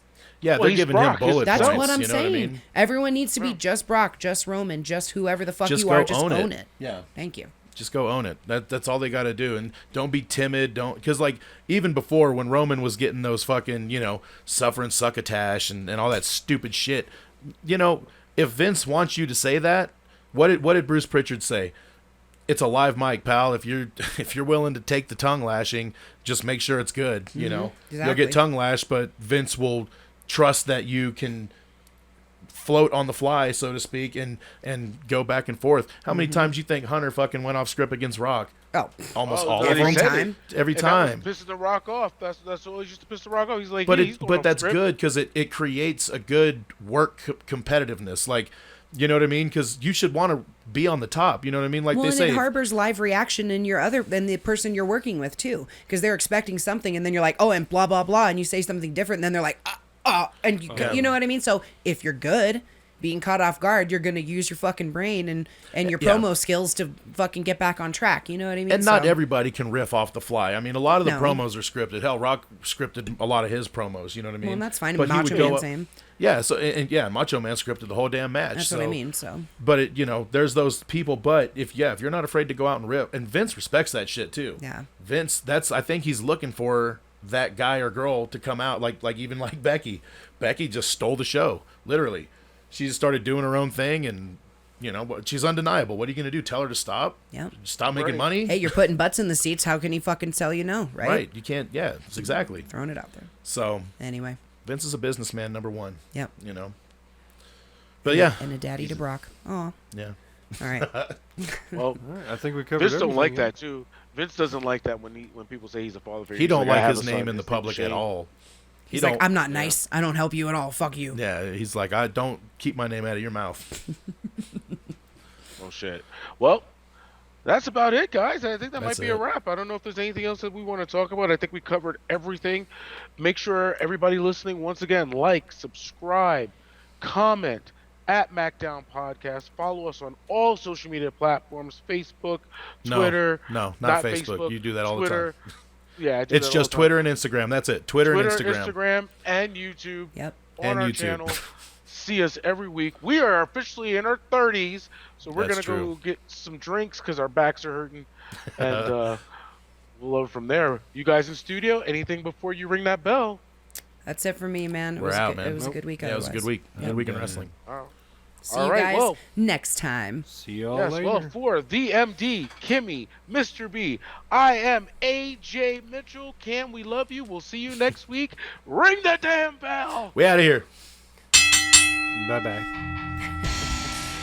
Nice. I was you were- looking at, no, I was- do it again. I was We were looking at the wrong screen. Oh, hold on. Oh, back up. Okay. Cody Rhodes has officially retired and is working at Walmart. Now stop making up bullshit rumors on where he will be appearing next, as it will be for his next shift at Walmart tonight. That's hilarious. Well, I And then guess, the I guess Caps we can don't put all the even rumors to maybe- bed.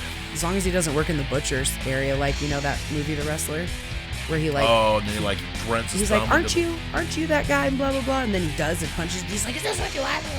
Like, covering his fucking face in blood and shit. Oh, there was a big fight just now at fucking college basketball game live on fucking. Dude, ESPN. that's been happening a lot this season, man. There's been a lot Yeah. of fucking college fighting. That usually is not the case. These motherfuckers need to settle down. People were in quarantine for a year and forgot how to fucking act. Yeah, they forgot how to human. Jesus Christ.